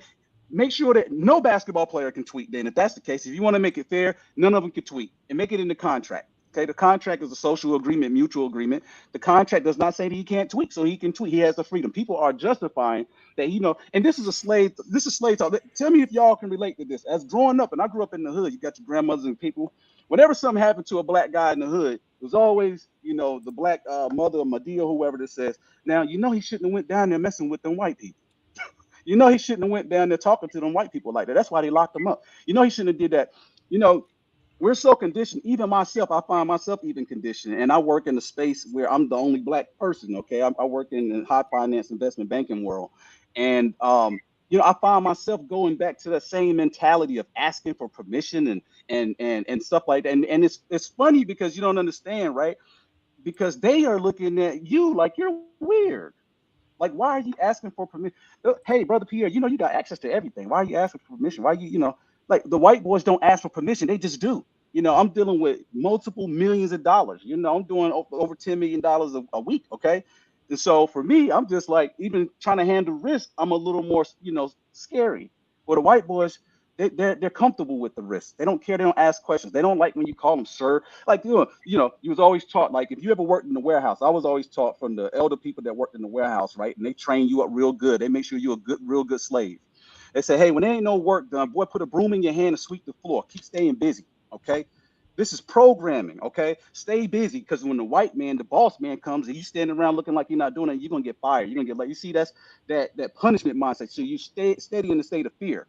Okay, so coming from that, going into the investment banking world, I don't have to ask permission for nothing, because nobody, they treat you like human beings when you're in this side, but down there, it's like, oh, look at the boss man, put a broom in your hand. It's like, bro, you ain't got shit to do, you ain't got no work to do. Okay, chill, relax, and enjoy your freedom. Ain't nobody stressing nobody, you know what I'm saying?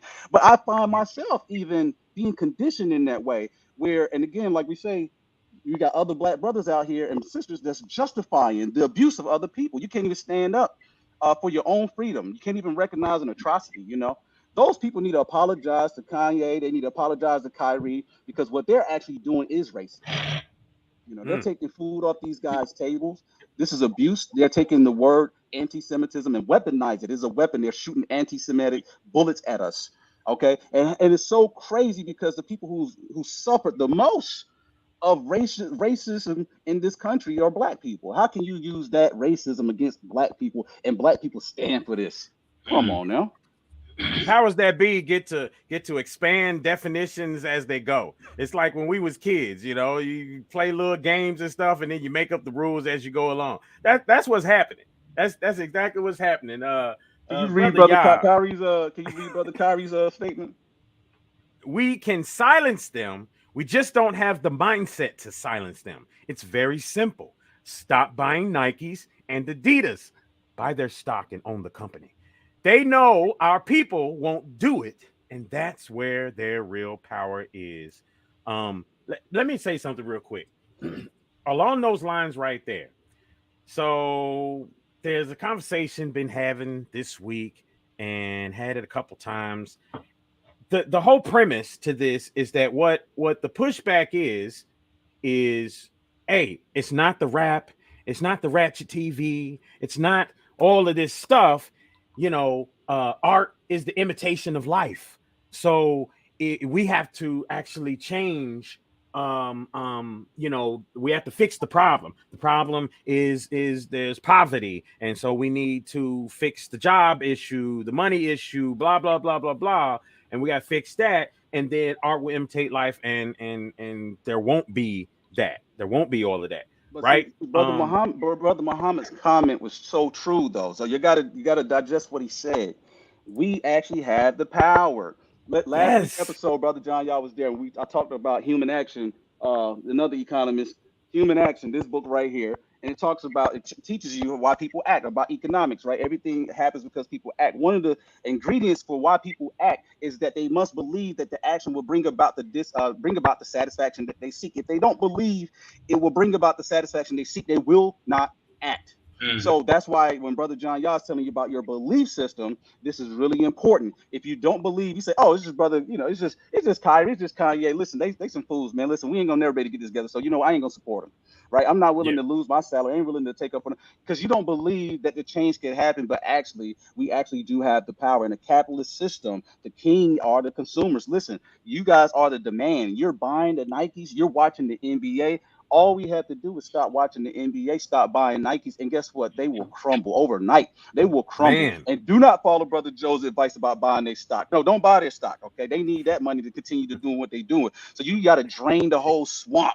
You got to actually do not buy their stock. You actually do not have to, you're not supposed to buy their products, okay? When you protest and boycott, you cripple them financially. This forces them to actually come to the table to restore Brother Kyrie, to restore Kanye West. You have to, they must apologize and restore our brothers back to the positions where they can take care of their families without being bullied. This is bullying. If you work in corporate America, they put you through training called anti-bullying and anti-retaliation training. Okay, why does this not apply to black people in this world, right? It applies in all corporations. If you go and you snitch on a boss or touching on you or molesting you, not molesting you, but just flirting with you, he cannot actually fire you because you did this against him. See, we're so slave thought, okay? We're justifying the atrocities that they're doing because of fear of retaliation. Fear, okay? You got to get away from this fear. You got to understand that the power is in the consumers. You don't have to buy a Nike sneaker. I like Nike sneakers. I'm not going to buy another Nike sneaker. I don't have to buy another Nike sneaker. I'm not going to watch another NBA basketball game.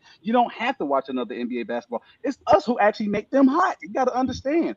We drive that system. So what you have to do is direct those. You have to direct our attention to other things. There's other products and other goods and services. We're so programmed to keep on buying the same stuff. We made Gucci hot. We made Versace hot. When Migos made Versace, come on, man. Them people don't care about you supporting and wearing their brands and wearing their clothes, but yet we still doing this like fools. Fools. Come on, they got to restore our brothers, bro. Yep, and that's why I love what I'm hearing from. I mean, some may not agree, but when I look at Jay-Z and some of his growth, like he said on one of his albums recently, the Carters or whatever with Beyonce, he said something like, I'll be damned if I buy another vodka when Puff got Ciroc. You know what I mean?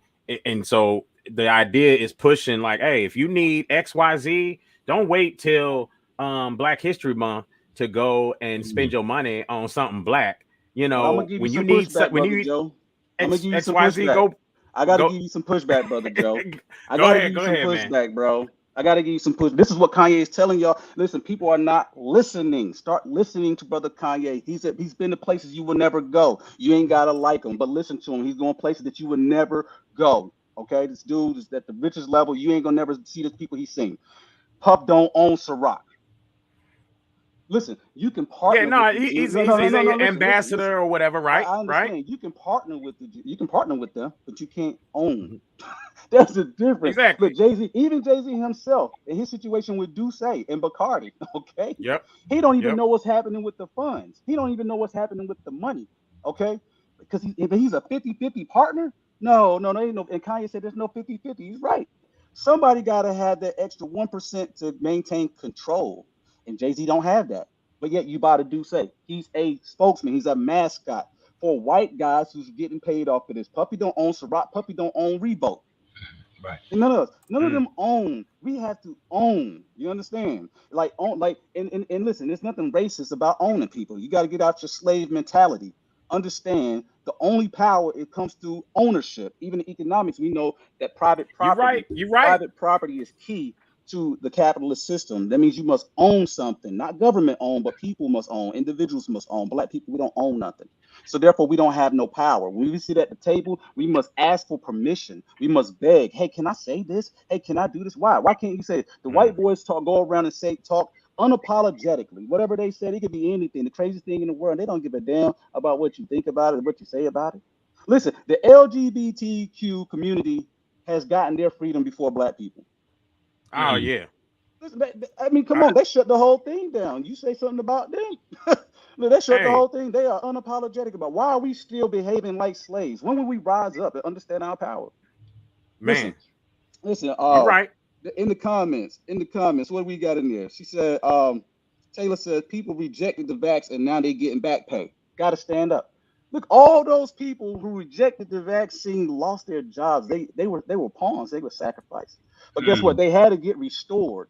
They had to restore them people back. They had to give them their jobs back and restore them. I saw a police officer, a black guy, 19 years. They gave the police department 19 years of his life, and they fired him over this vaccine thing. He said he ain't going back to work. You know, if you can treat me like that, why would I go back and work for you? No, you can give me my back pay. You're gonna give me what's owed, but they ruined this black man's life. He said they ruined his life. Come on, man. Listen, this is the matrix, man. And unfortunately, too many people are plugged in. So brothers like us, if y'all are plugged into the Tipping Point Morning Show right now, you're not plugged into the matrix right now. You're plugged into the real world. Morpheus in the movie The Matrix, he told Neo, he said, welcome to the real. And Neo didn't believe him. He said, welcome to the real. He said, yeah, the real world is ugly. He said that Matrix is an illusion. He told him. Neo didn't want to believe him. He said, nah, Neo, yeah, this is the real world. It's dark, it's ugly. That's how it is in real life, man. And people ain't ready for that. Okay, they want to hold on to it, right?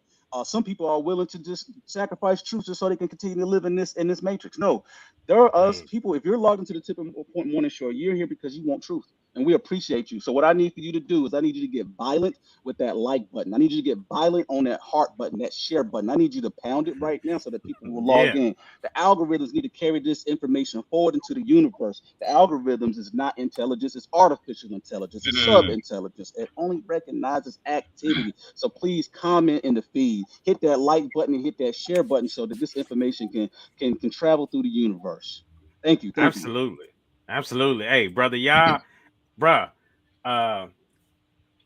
you know, we gotta, you know, what is your thoughts when you hear this? Because y'all can see a lot of times, you know, as you watch this show, you'll see John Yah's brain working. If you just watch his eyebrows sometimes and you listen for the then you'll see his brain working, bruh. And appreciate you, Pierre. You're absolutely right. We have to focus all the way, even down to the stocks, to just stop supporting these people that are doing these ridiculous things. But like I was talking about with that earlier story, people are so plugged in, they sit back and they say, oh, it's not the music, it's not this. Listen, we could talk about the past all you want about what happened. We got to talk about what we need to do moving forward, brother. Yeah. Residents. Oh yeah. You know, it's very interesting, this conversation. Let me say one of the issues, and I definitely want to remind myself to get into the one thing a single black man can do to advance our community. Now, you know, see, here's the illusion that we're following. and that we're somehow digesting as it's real. First of all, this word Jew is a European word. Yes, they made themselves Jew. They were actually Europeans from Poland. But that's another story. That's another piece there. But let me put this piece in here. So we have a particular brain, unlike anyone else. And let me get a little technical. Inside our brains, we know this word is called the pineal gland. And it secretes out a chemical called neuromelanin. And neuromelanin is the chemical that repairs all the cells in your body and all the cells in your brain. When that particular chemical gets into the body, it only happens between midnight and 4 in the morning, when it starts to level off around 4 in the morning, right before dawn, right before you wake up. When you wake up and the sunlight hits your eyes, automatically you will feel some type of, almost like you're going to go into a trance. You feel it slightly. If you ever paid attention to watching the sunlight from in the morning and pay attention to your thought pattern. Right there is when that chemical and neuromelanin is converted into serotonin from the gut. It sends it back up to the brain. Then it gives you that sparkling creativity, want to get up, do something, make something happen. If you haven't felt that, I can tell you why you haven't felt it. And then that chemical rides with you all day until sunset. When the sun begins to set, that same chemical called serotonin is now converted into melatonin. Melatonin is the chemical that begins to wind you down and get you prepared for sleep. Food play a role, sunlight play a role, earthing play a role, grounding into the earth. Now, the EU melanin people produce this. Pheomelanin people don't produce it. So pheomelanin people have to go buy serotonin from the shelf. Pheomelanin people have to go buy melatonin from the shelf. That's why they sell it on the shelf. But pay attention to this. Neuromelanin or serotonin can only come from one place, and that is the human brain. The question is, where are you getting serotonin from? You cannot get synthetic anything without having a component of the organic. That's a fact. I'm in the chemical world. This is what I do. And even in fragrances, in order to produce a synthetic patchouli, you have to have some organic patchouli in it. So the same with serotonin. Ask any doctor, where is serotonin coming from? What's the source? Google it. They won't tell you the source. It don't come from a plant, doesn't come from a tree, doesn't come from a rock. Right? You can only get it from converting inside a human being. This is a chemical they can't make. So where are they getting it from? Maybe aborted babies. We can go on with that subject. But here's the point I'm making. Creativity always came from people who are melanated. If you look at all inventions came from a melanated mind. Now, that invention had been enhanced by other people, but it came from a melanated mind. I don't care what it is, your cell phone, I don't care what it is. Farming equipment, they always use us and watch how we produce, and then they take it from us, and then they revamp it up and give it back to us. They do all things. They did religion like that. They took Jesus off the walls of Egypt, the Haru story, and they whip it up and then they give it to us. They're doing the same thing with these people called the Jews. They take our religion, they take a piece of our religion, whip it up and give it back to us. Same with our music. They take our music. Did you know, because of what I'm speaking about, the chemical and the melanin, people who with neuromelanin hear sound to its fullest pitch. No other people does that like us. We see colors to its fullest spectrum. No other people do that. We taste food to its fullest spectrum. Okay? Europeans, we have what is called, African people, we have what is called a peripheral vision of taking your hand, taking your arms and going this way. You can see both your hands. I can see both my hands in my peripheral visions. Europeans can't do that. Europeans have this much. They don't see all of this. So even in our lens, we're different. Even in our behaviors, we're different. Our walk is different. If you notice, they follow our fashion. They wouldn't know music, the sound of the beat in the rhythm, if we didn't teach them. They wouldn't know how to dance with rhythm if we didn't teach them. I want to pay attention to what I'm telling you here. Everything they got somehow trickles down, came from someone melanated. So I'm trying to tell you what the power you have and how the confusion is that's going on. That's why we're so separate. They have made us into a people to where we're disenfranchised. We're at each other, while at the same time, they're still using our power. So they gave BET, that show, at that television show, 3.5 billion when it was only worth 600 million. What does that tell you? They tell you money don't matter when it comes to controlling the mind. They will buy up your media just to control the people's mind. They don't care about the money. Money don't matter. This is why when you see police killings and stuff, they don't mind giving you the money. Money ain't the issue here. When you think money's the issue, it's really not. It's really the fight for the black mind. Who can handle more of the black mind wins the game. If you can control the black mind. And this is where we are getting in confusion. Hey, who's playing ball? Who taught them how to play ball? Who taught them how to dunk the way they dunk? Who taught them how to move the way they move? If we wasn't in the sports, that game would be, can you imagine if black people wasn't playing basketball? That would be one boring ass game. A bunch of flat ass white boys trying to shoot ball from a free throw line. Wouldn't see no excitement, no dribbling, no right. Football, same way. Tennis, I don't care what sport you name, boxing, whatever, we dominate because we have the earthly ability that we are connected to. They're not. So I don't want to focus on them because actually, when you look at what I'm speaking about, that melanin code, they are recessive melanin while we are a dominant melanin, but we don't know our dominance. We don't have that ability to understand it because we are so disenfranchised. Now, this is just medical. You can Google this and look this up. There's this understanding that we are doing that I think is our problem. Let me give you an example.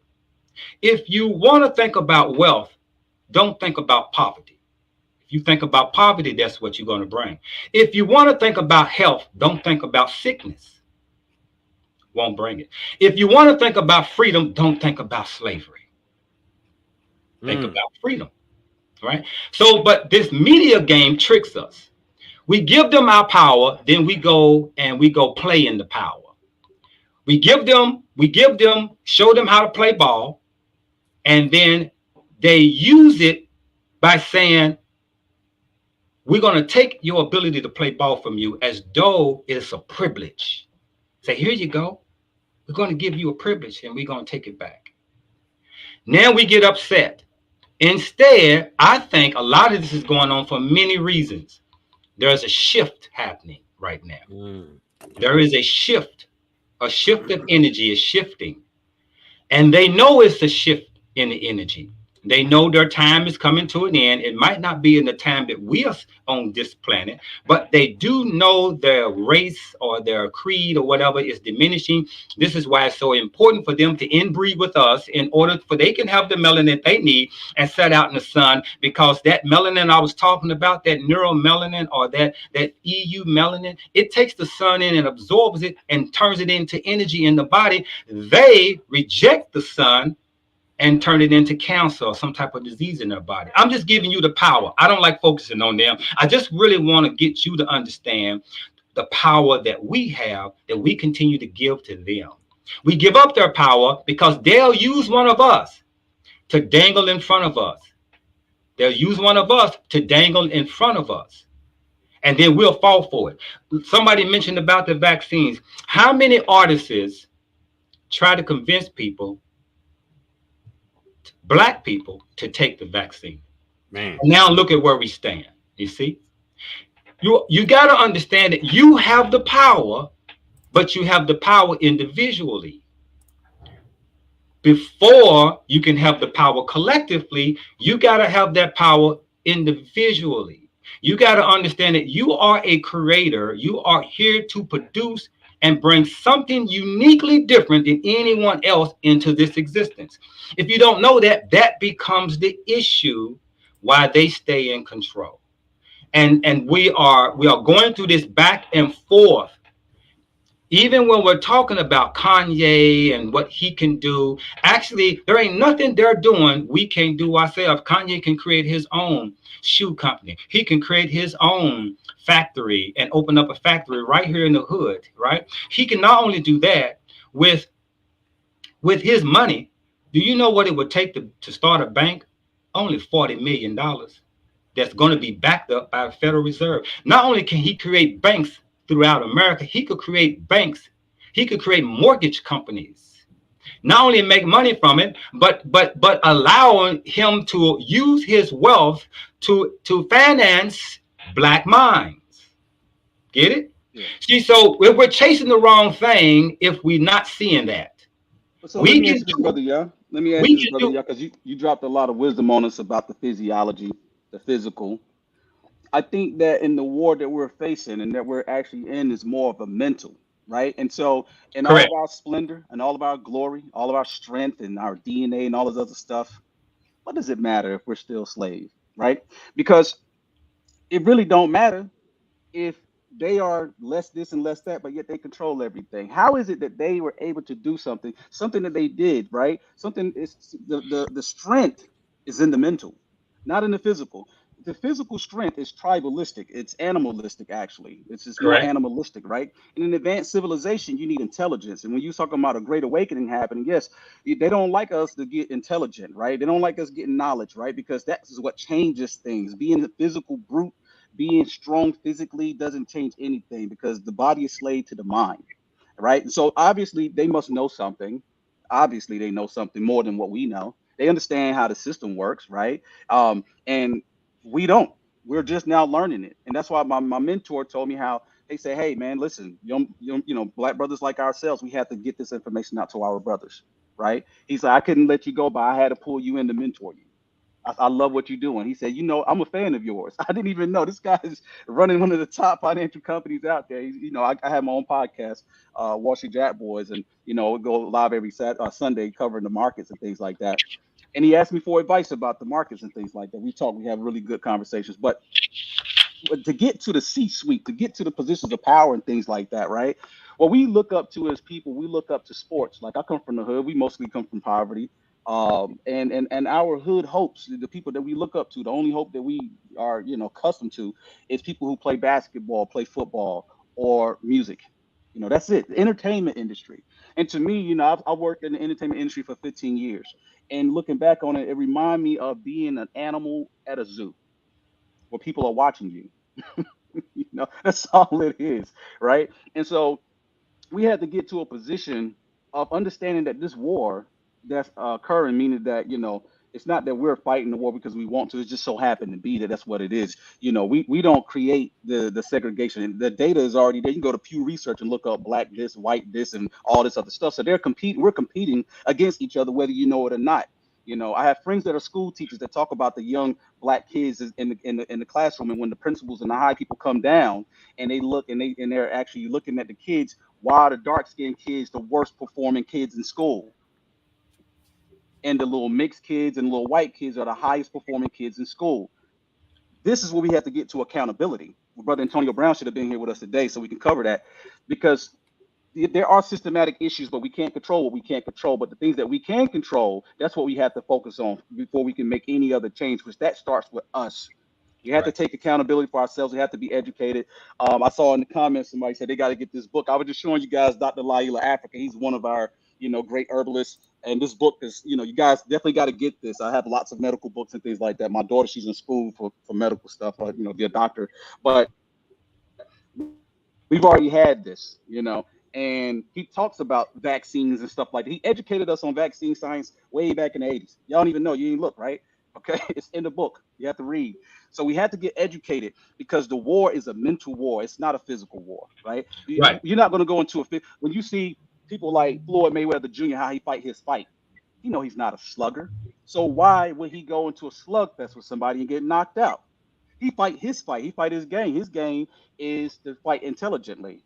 don't get hit and hit more than the opponent. you What, know? what was your question? Yeah. It was about basically, does it actually matter the content that you're covering? And I hear this all the time in our community. So we're the strongest race, and we this, that, and the third. Yet we are still enslaved to those people that you say are inferior. How is And Correct. that when possible? you say enslaved, are you saying enslaved mentally I'm saying to those? enslaved totality, Yeah. mentally, Got you. every way you can. We don't own nothing. We, Okay. we live in their system. So to me, we have to learn from them Hmm. to dominate them in their system, not to dominate them because we don't even like really the black men don't care about dominating them. We just want our own. I'll just tell you like this, right? Because people talk about the Democrats, Republicans, and stuff like that. One of the reasons why I don't support the Democratic Party is because that system actually strips the black man from the head of the household, and it makes the family and the man himself and everybody dependent on the system. I am not a dependent person. Any alpha male that's out there now, these dudes out here that's claiming that they want to be dependent, they are beta males. Women run far away from them. Do not procreate with them. You listen, the race need to end their DNA. We don't need no more of that weakness. We need strong men to carry our people forward. And what we want is ownership. We want control of our industries. We want ownership. That's all we want. It ain't about dominating nobody. We ain't trying to hurt nobody, nothing like that, right? But in order to do so, you cannot be slave to, and you cannot be dependent on the system. The government can't fix us. I mean, y'all got to get that through your brain. I saw an Indian guy. He was saying how it's strange when him and the Asians come here. He said it's like strange when they see black people, and black people have this weird relationship with the government, like this fraternal relationship. And it's like it's weird. It's like black people like the government is kind of like their daddy, like they got to ask for permission for this and that. I was telling you about how we got to ask and this, that, and the third. What they just take, they just do. We're still, in that mindset. It's something in the mindset that we got to get. And yes, Phyllis, yes, we must learn from them. My teachers, I got some Jewish teachers. I can call up on the phone. In fact, one of the Jewish professors in economics, they're actually trying to get him fired, calling him racist. He wrote a good article about black people need reparations. Okay, and he made a case for why black people have reparations, right? And then how it get done. And they're calling this guy racist, and they're trying to get him, you know, um, they're trying to get him fired, and he's a Jew. You know what I'm saying? So yeah, we gotta learn. It's knowledge, man. You're fighting this. We're fighting this fight entirely wrong. We're fighting it wrong. This is a mental battle, and the only way you're gonna get it is you got to get the knowledge. We saw Brother Crypto.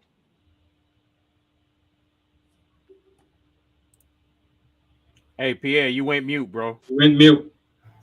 Oh, I think my Oh, head. you said You guys hear me? you good. You good Yeah. now. No, you good now. Yeah, You yeah, said yeah. we It's saw basically brother you gotta get the knowledge, crypto. you know what I'm saying? So that's just what my point is, more than all the other, things as far as being superior physically and things like that. I don't think that's important. I think it's really irrelevant. I think what we have to do is focus on the mental. We got to educate our kids for one.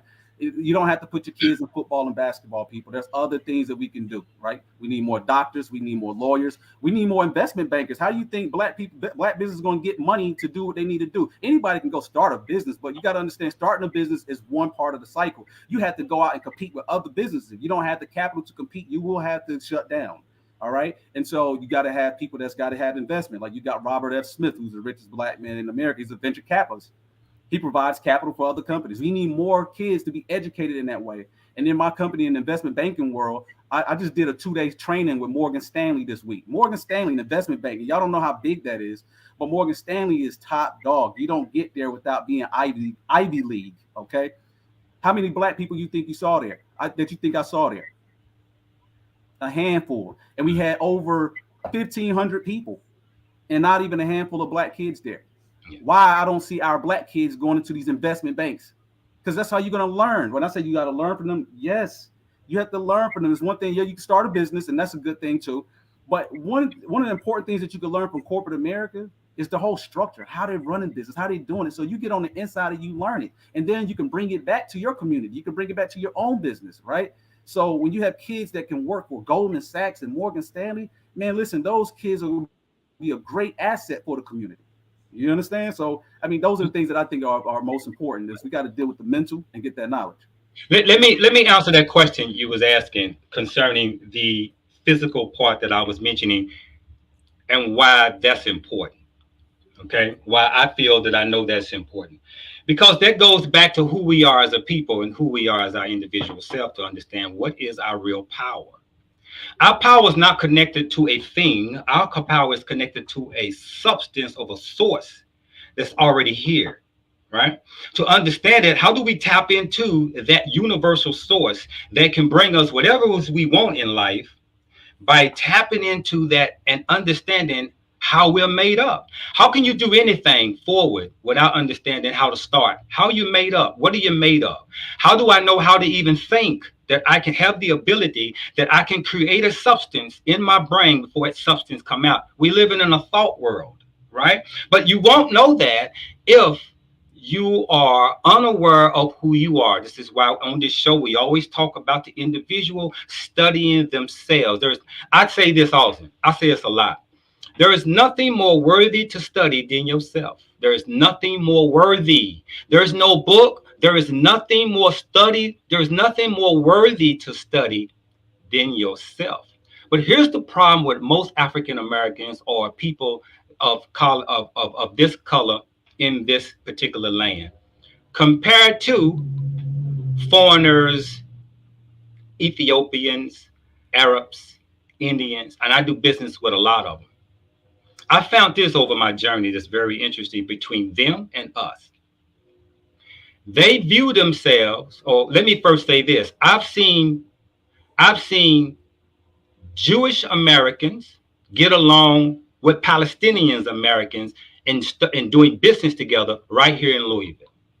But yet back home, they had friction. Right here, I've seen the Palestinians, Muslim Palestinian, do business with the Jewish man all the time.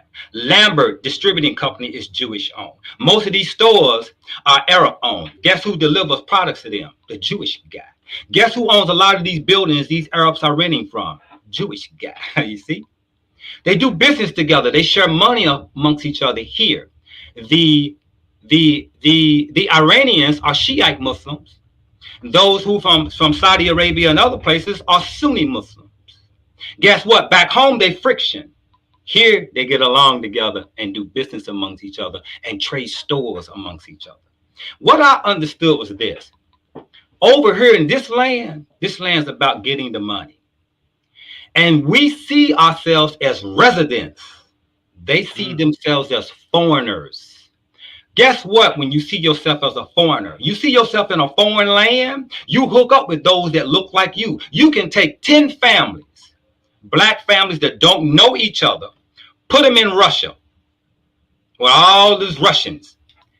Immediately when they find each other, they're going to connect. Hey, where you from? Man, I'm from Louisville. Hey, I'm from New York. And we're going to connect no matter how much friction we had. Well, I don't care if you a Kentucky guy and you a Louisville guy and you like that team and I like this team. We always at friction. But over there, we're going to be friends. We're going to support each other. We're going to support each other's business because over there, we're foreigners. Maybe, just maybe, we need to change our mindset and look at ourselves in a foreign land also. Maybe that would change the game of how we support each other and look at supporting each other based on where we come from. But we don't. We have what is called a domestic mind. Here, we're domesticated. That's what I mean. Here we are domesticated, and that's why we think the way we think against each other because they control the dial. Again, we're giving everything to them. We're giving them our power. They drum it up, use it, and sell it back to us. They're doing it all the time. But we don't know that because we're inside this game and we don't know to turn off the TV. We don't know what books to read anymore because why? This society is dumbing us down. Do you know why most people have what is called a docile mind and could hear this information and won't immediately look at it as a moment of concern, of urgency? Is because a lot of our minds has been drinking fluoride water, using fluoride on our teeth. A lot of us are smoking weed daily. A lot of us are drinking alcohol. We're dumbing up ourselves while we were the most intelligent people on the face of the earth have been so dumbed down. We don't even know the power of sugar and how you should quit eating sugar and what sugar would do to you if you stop eating it. How your body will react if you start reading the labels of food and stop eating sugar, just sugar, let alone other foods, other foods that are grown that doesn't give you nourishment. We won't understand that because we've been so dumbed down from understanding our nutrition and our connection with the earth, right? We don't do any earthing. We don't do any sun gazing, right? We're not eating proper. So think about this now. We're living in a world where they're spraying stuff in the air. They putting fluoride in the water. Ain't nobody talking about this. Ain't nobody speaking, hey, stop it. Because this country needs you to be dumbed down in order for the wealthy to use you and your tools in order to keep you at the bottom. Because if you are unaware of your ability, guess who wins? They win. And it's really simple. It's not really complex, but we think it's complex. And here's what's interesting, and I would love to do a show on this. What is the matrix? We talk about that a lot. How do we identify the matrix? What is it about the matrix that we need to know in order to get along in this system to attract what we want? I can give anyone a 1-hour session with me about the brain and how the brain works and how the body is connected, our emotions are connected to our brain.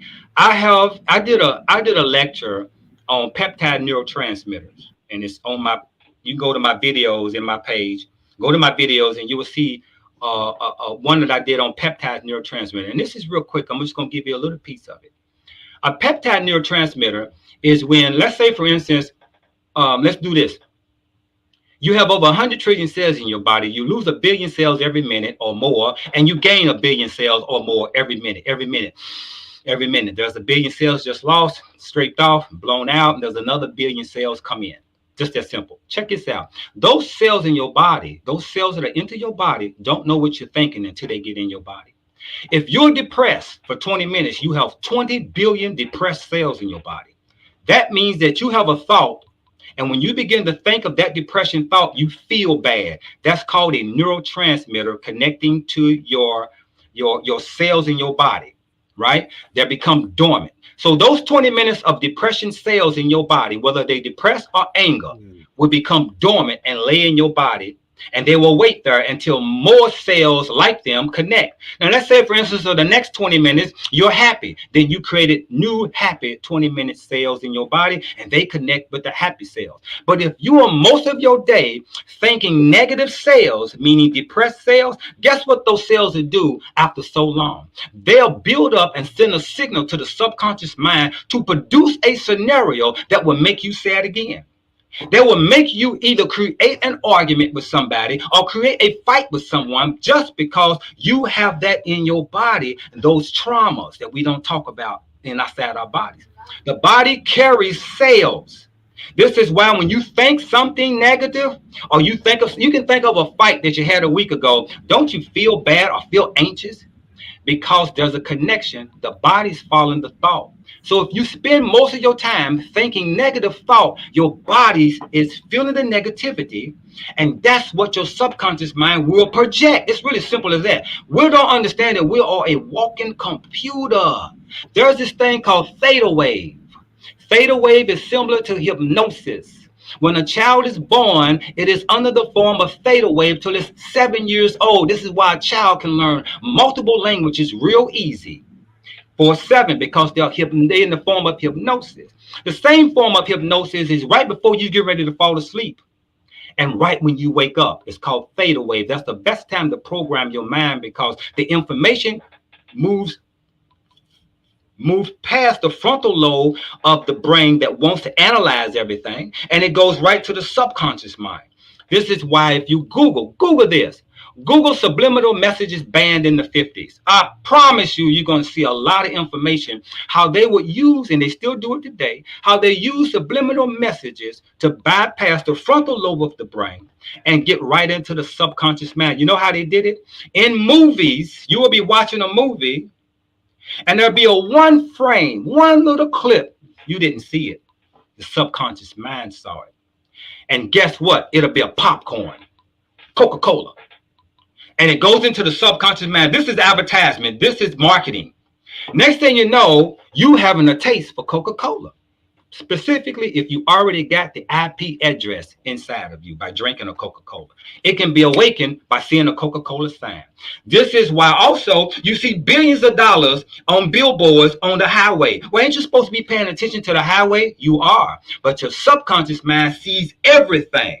And so here you are, you're riding, you got the Pepsi and the Coca-Cola IP in your body because you drank it. You know the difference between a Coke and a Pepsi. It's called an IP, intellectual property. That lodges in your body with that taste bud that's connected to your brain. You're driving down the street, you don't know you saw that Coca-Cola sign, but all of a sudden you have a craving for Coca-Cola. You don't know where that came from. It came from marketing, baby. If you understand marketing, if you study marketing, you are studying psychology. How to get information into the brain is like this. I call it provoking thought. And Kyrie and other brothers know I use this for years. And I always say I'm doing it to plant something in your subconscious mind. This is why if you watch Super Bowl commercials, why are the commercials loud and obnoxious? And it has nothing to do with the product itself. And then all of a sudden you see the product comes at the end in your face. Because what they did was, it's just strictly brain shit. They open your mind up with the excitement to where you're not thinking to even filter anything with this frontal lobe.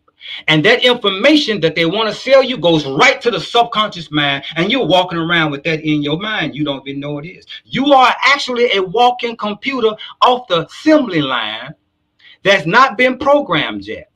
This is when we talk about what is the matrix and the programs that are in the matrix. And that's when we're going to talk about the matrix. We're going to talk about the programs that are in the matrix that are all around us, because actually the matrix is an illusion. Everything you're looking at is actually not in the form that you see. In fact, nothing's standing still. Everything's moving, but you can't see it. There's the matrix right there, because you are actually looking at an illusion. If you see a table in front of you, a table standing still. No, it's not. You can't tell that it's moving. There's the matrix, because you're looking at an illusion that was designed out of someone's brain to be in your face. It is no different than psychoneuroimmunology, where you can have a thought in your brain and vibrate that feeling, and that same thought that matches the same frequency is coming your way. That's why you can think of something, you can think of somebody and they'll pop up. You can think of a thing and you will see it, because it matches the frequency that you're drawing to you. And there's a word, it's called personal magnetism. Go Google that. How you're walking around in this world, you are a personal magnetism. You are drawing in whatever you think. Because why? Inside your brain is an electric magnetic wave connected to this electric magnetic field all around you. All everything's made of atoms, and these atoms are electric. So when you have a thought, you can bring that into your existence. But as long as you are distracted from understanding how to focus your thought, you will never bring nothing from out of your brain into this. I'm a provisional patent owner. I own several patents, because you know why? I'm able to take something out of my brain and bring it into this dimension by creating it. We're all creators. We all have the same ability. I'm not different. Everyone has the same ability that I have to create. The problem is, why haven't you found yours? Why haven't you created something out of yourself that you can bring into this existence that can serve humanity, instead of being caught up in the stuff that is not serving you for what you're trying to bring in this dimension? So my teaching is basically understand that you need to look at yourself for all your problems. Nothing about your problems is outer, it's all inner, because the world you're seeing actually was programmed in you as you see it, but you don't know that. And I can point those things out and show it to you, but it would be up to you to work it. I ask again, I always say this: what you think most is what you will become. But I can't walk around and pluck out, stop thinking that. You shouldn't be thinking that. Turn that off.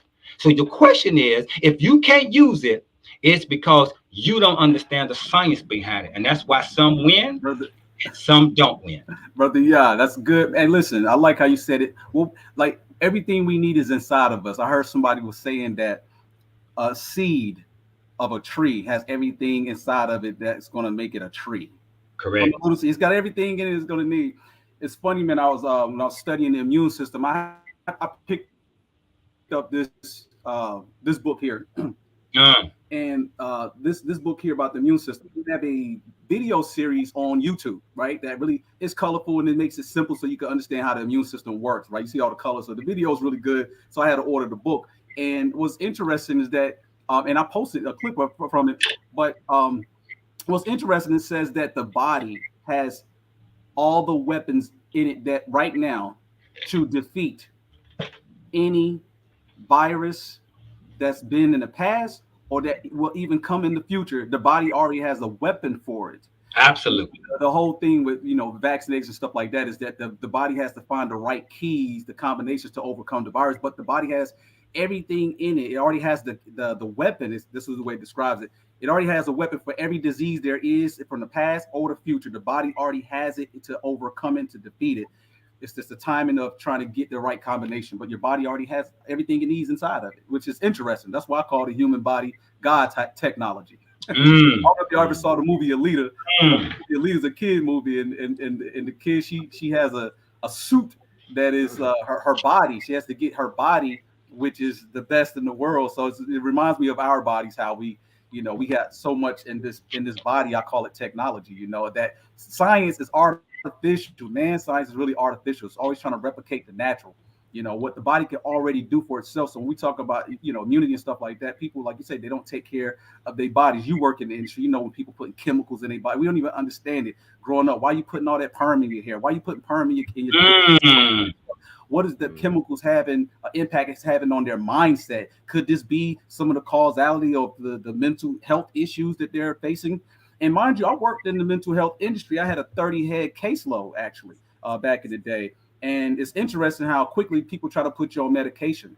And I see how they try to discredit Brother Kanye. They always quickly try to weaponize this thing to discredit him, say, oh, he needs mental health. Right.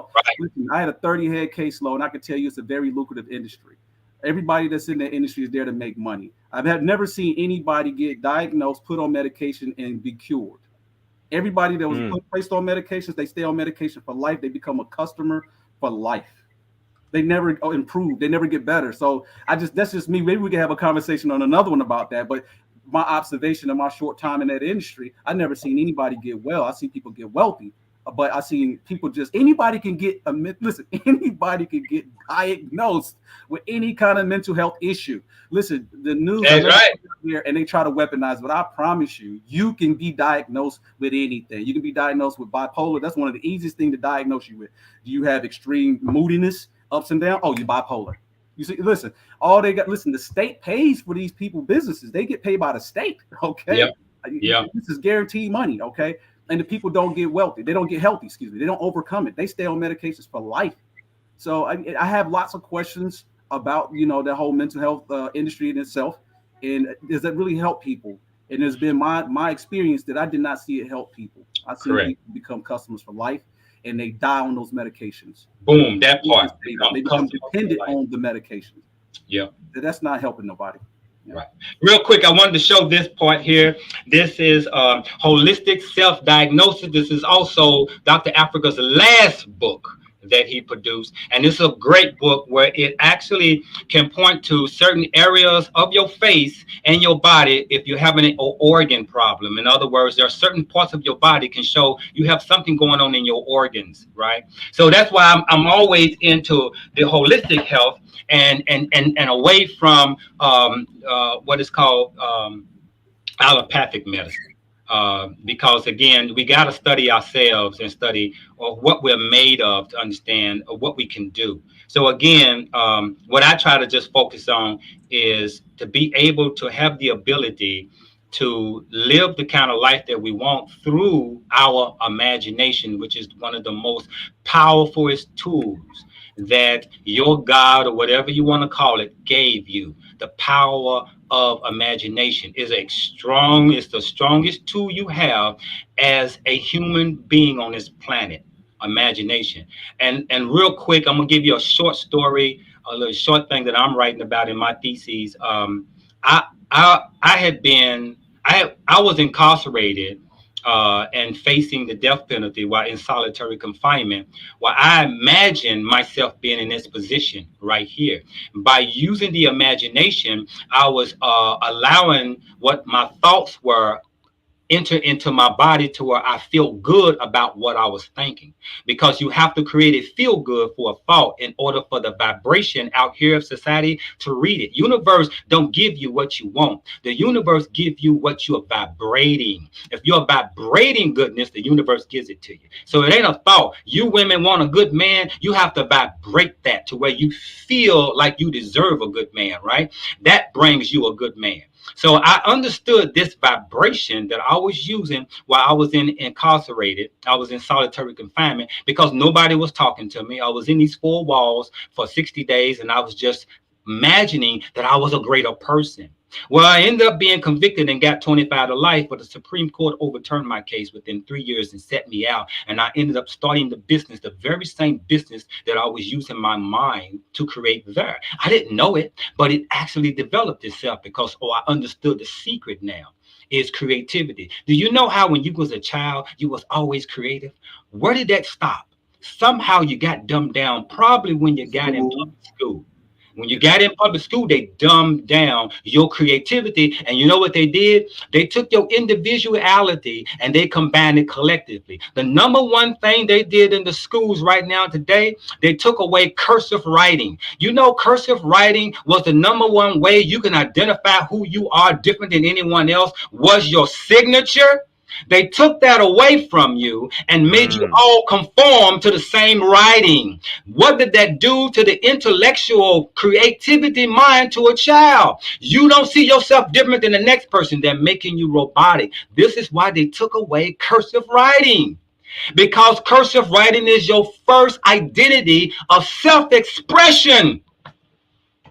The first one, baby. They took it away, but we didn't see it. We didn't pay no attention to it until you really think about it. Well, why ain't cursive writing in school no more? Nobody complain. Why isn't metal shop, stuff like that in regular school no more? Because we were benefiting from that shit. That's why you can come out of high school and go get you a job in the metal or car mechanics or welding or carpenting. That's why they took it away from you. They took away cursive writing.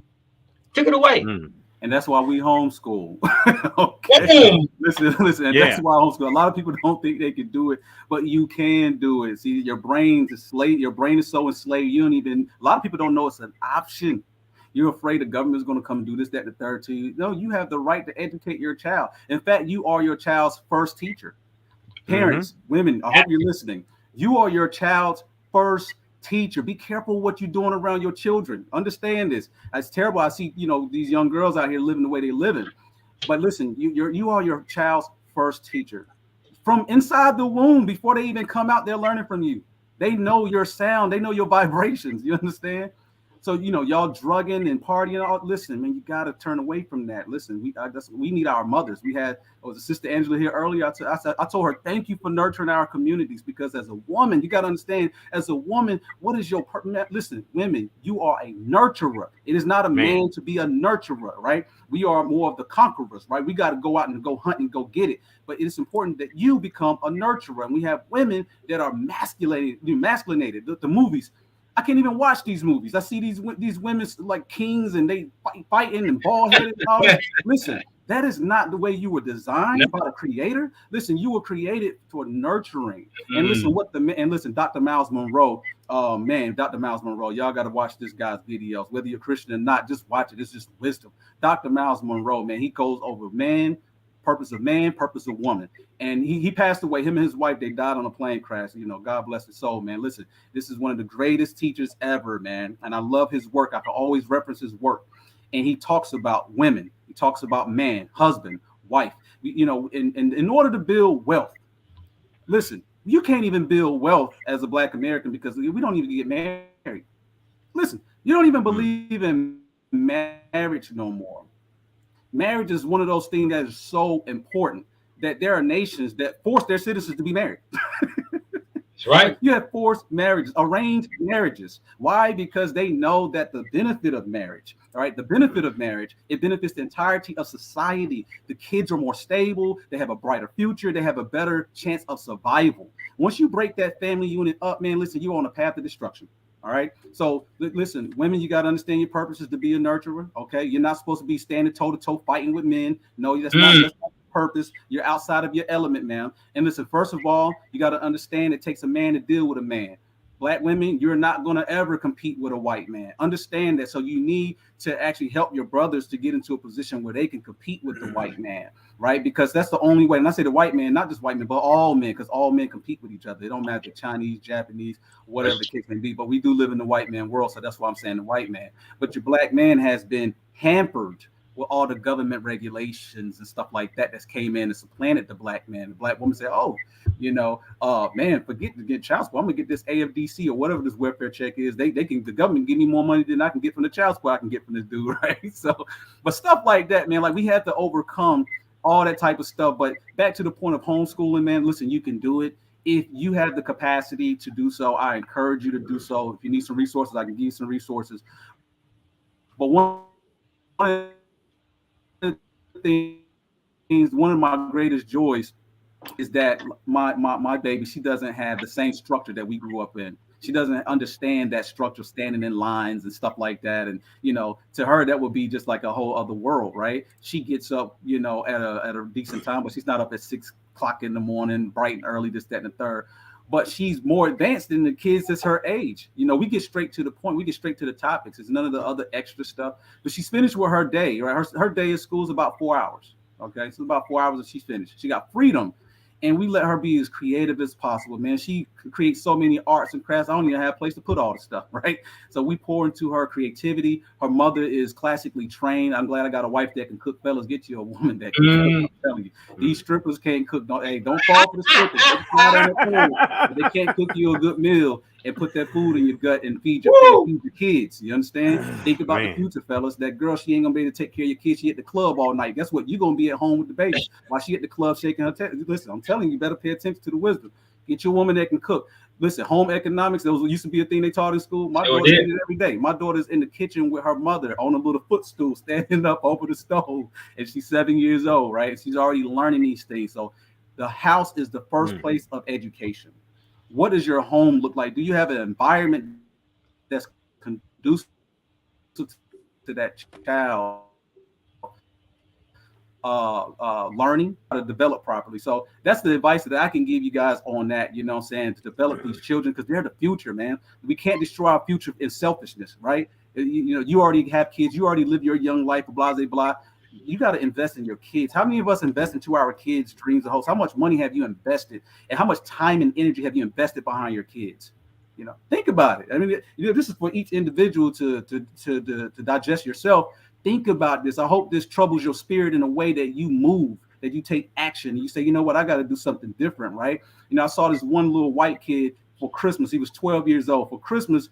And I don't celebrate Christmas, but those who celebrate Christmas, this kid asked his parents for some the nuclear fission reactor, and that's the only thing he got for Christmas under his Christmas tree. Didn't have no Jordans, didn't have no sneakers, didn't have no clothes, didn't have no GI Joes. He got the thing that he wanted, and this guy was the youngest kid to split atoms into subatomic particles at like 12 years old. White kid. Where are our black kids that can do that? We can do it, but maybe some of you guys don't have that information or know about. So that's why I'm happy you guys are joining us here for the Tipping Point Morning Show, because we hope to continue to bring you guys that type of information, things that you don't know, right? It's not what you know, it's what you don't know. Many of us don't understand and don't know the things that we could go to. We're limited by what we know, and that's what we do. We go for what we know, right? When dude get out of jail, all my cousins, all my family, they get out of prison, first thing they do is go back to selling dope. They just go to what they know. I'm like, hey, there's other things that you can do besides selling dope. Man, I absolutely love our show. What was funny earlier when you said something about cutting the dumb box off? You said, Pierre, you said the words that Brother John Yah talks about, cutting this stuff off, and it's funny because literally right when you were saying that, I was typing a comment on somebody's post on Facebook saying cut the dumb box off, like, and then you said it right there. But there was something that was said real quick, before we get out of here. I don't want to go off onto a religious tangent, because I know that we all can have those. That's one subject that has a lot of a vast view from different points of view, right? But Richard Charles, he says, I want to ask you, brothers, where does the kingdom of God fit in this conversation? You said something, Pierre, that I thought was awesome, and I thought that it almost answers that question. You said something about the God something. You called something the God something, and talked about the power within. And when you said that, then immediately I was like, well, damn, that answers the questions right there. The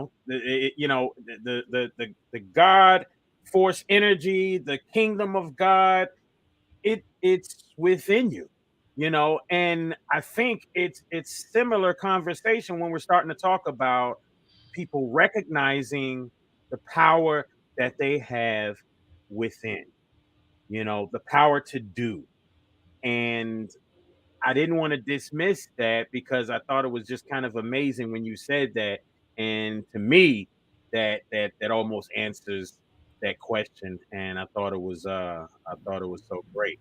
But I think I know Brother Richard Charles, that he's a Christian, and so coming from the Christian point of view, I think he's probably looking for answer from that. And I know everybody that's on this channel is not Christian right now, so you probably don't have the same views about it. So, but I think that when you take a look at the life of Jesus, about Jesus, to me, this may not satisfy your answer, Richard, but Jesus was not concerned with the matters of this world. You got to understand, when he walked around, slavery existed and everything. He didn't eradicate none of that stuff, right? Because he was focused on the new kingdom to come. He was focused on a new heaven and a new earth. He's preparing you for the next life. And so that was like his mission. Like, he was really like, when you read the stories, he was really passive about some of the things that people had going on, really, because he was more focused on, the afterlife, the next life to come. And, you still got to survive for now. You still got to live this life. You still got work to do in this life. And so, if you're, adding value, being positive, I think that those things, adds work to the kingdom, right? Money is just a tool. People always demonize the money. Money is immoral. It doesn't have any morality. The thing is that good people get money and bad people get money. When you see bad people get money, when we say bad, we're talking about people that's creating destruction, right? The porn industry, for instance, is a destruction, right? When people get money, right, they get the money and they go and create, porn industry and stuff like that, right? Or they go, create, strip clubs and all that stuff. That stuff is destructive, right? And so that's the way I see it, is that we as a people, as all people, we have a duty to get the money, because there's no change that's going to happen without the money, right? You want to do good in the world. If you call it the kingdom of God, you want to feed the homeless, you want to feed the shelter the homeless and feed the poor. You can't do that with a word. You got to do that with money, right? So you have a duty to get the money, because it's the only way you're going to see the change, to get the change that you want in a capitalist society. That's what we got to do. So I think as a duty, we got to get the money. Yeah. Let me touch on that for a second, about the understanding of the kingdom of God. And first of all, that word is a concept. God is a concept that you were given. Kingdom is a concept that you were given. These are concepts. I want you to first, let's just plain. Those are concepts, and everyone has a concept of God and what God is. Everyone has a concept of his kingdom and what that kingdom is. But I'm going to try to make it sort of literal, or make it more plain. Okay, so first of all, this thing called God, what is its primary purpose? Apparently, it must be to create. It's all you can see, right? You can see its creation, right? You can see it, right? So apparently, this number one job of this thing called God must be to create. It obviously is, right? So if that's his number one job, then what is his kingdom? Inside of what he created. So if you're one of him that he created, you are already inside his kingdom. How do you add to the kingdom? By being a creator yourself inside the kingdom. You have the power to create. So the kingdom of God lies in you to create. You're an inventor. Use what God gave you in this dimension to bring about your ideal to advance humanity. That's the greatest thing you can do to show God your homage for what he did for you. By bringing you here and you creating some stuff to what? Advance humanity. That's the greatest thing you can do. If you want to know about God's kingdom, you in it and it's in you, right? You ain't got to go read a book. You ain't got to jump on a plane and go anywhere. You ain't got to do none of that. All you got to do is discover your purpose is to create. Let me tell you this. There's only two reasons to be on this planet. Or there's only two reasons to be in this dimension. I don't care where you think you came from, spirit world, whatever. There's only two reasons to be here. There's only two things you can do while here. That is experience and express. There's no three. You are here for a lifetime of experience and expression. You're here to not only experience what here, good food, taste an apple, right, whatever, and you are here to express your ideals, your thoughts, your fashion. There's your kingdom right there, right? So I asked this question, what is the number one thing a black man, single black man can do by himself to advance his community? There's one most powerful thing he can do. And I like what your boy Crypto said in there. When I wrote that down there, he mentioned self-education. He mean educating yourself. That's what he said. Yeah. Educate yourself was his number one, was his reason. And I agree with that. But let me give you something that's more important. This is for all you brothers out there that's in the fight. Fight the power, right? All the fight the power brothers in the streets, you know, challenging the police and running around with your banners and stuff, you know, telling the police, fuck the police and all of that. The number one thing you can do to advance your community that's far above any of that is find you a black woman with kids and marry her. Quit running around having sex with these women and you ain't gonna produce a family with, and you ain't gonna build with. The best thing you can do is find you a black woman with 2 or 3 kids with no daddy, and you marry her and you be a proper husband to her and you help her raise those children. That's the best thing, because most of you Negroes are running around single. You ain't got no woman. You know, y'all ain't out here married. Pushing marriage is the number one thing a black man can do. Get yourself a wife.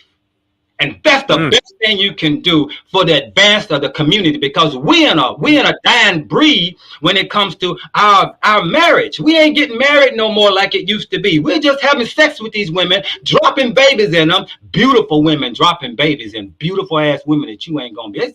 It blows my mind, nigga with his pants down, having babies by these women. Maybe I'm jealous. I don't know. Maybe I need to pull my pants down. But nevertheless, the point is, I don't know how you getting the pussy when your pants is down. Somehow something's going on in the air. But nevertheless, the best thing your black ass can do is marry one of these sisters, get her ass off the street, get her ass out of the club, and help her take care of her kids. If your ass ain't doing that, you really don't care about the black community. I'm sorry. I had to abuse the heart button on the face. I had to commit violence on the heart button. Man. I'm sorry about that. Hey, brother John, it is something in the air, man. It's what it is. It's all the gas that's coming out that's not being covered up by pants from them niggas with the pants hanging down. So that's what it is. It's all that extra gas. We getting. I don't know. Excuse me for my excitement using those words. I need to back up from that. But anyway, you get my point, right? It was awesome. I loved it, man. It was that's what we were talking about earlier. How marriage is very important. It's a foundation.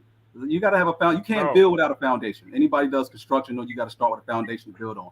Family. And something you said was right. There are countries right now will award you to get married. Saudi Arabia is one of them. You get married, they will award you a check. Get married, and they award you every time you have kids. Man. We don't do that. Instead, we're aborting our babies. We run around having babies by women and run into the abortion clinic. So don't tell me you really care about the black struggle if you're not married to one of these black women and you're single running around here screwing black women. You can't talk to me about your concern about the black community. No, you're not. You are involved and participating in the destruction of the black community.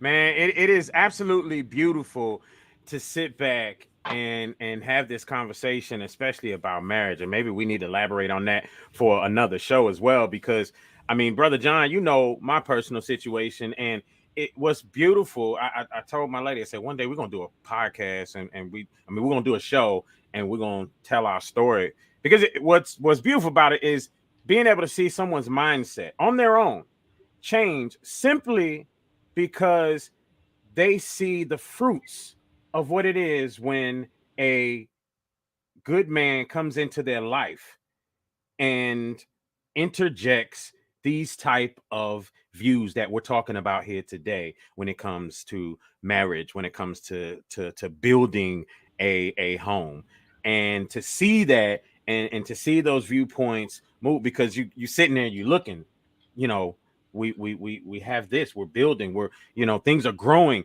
you know, business is coming, you know, and it's like, oh, this is what happens when two come together in the order at which we're supposed to.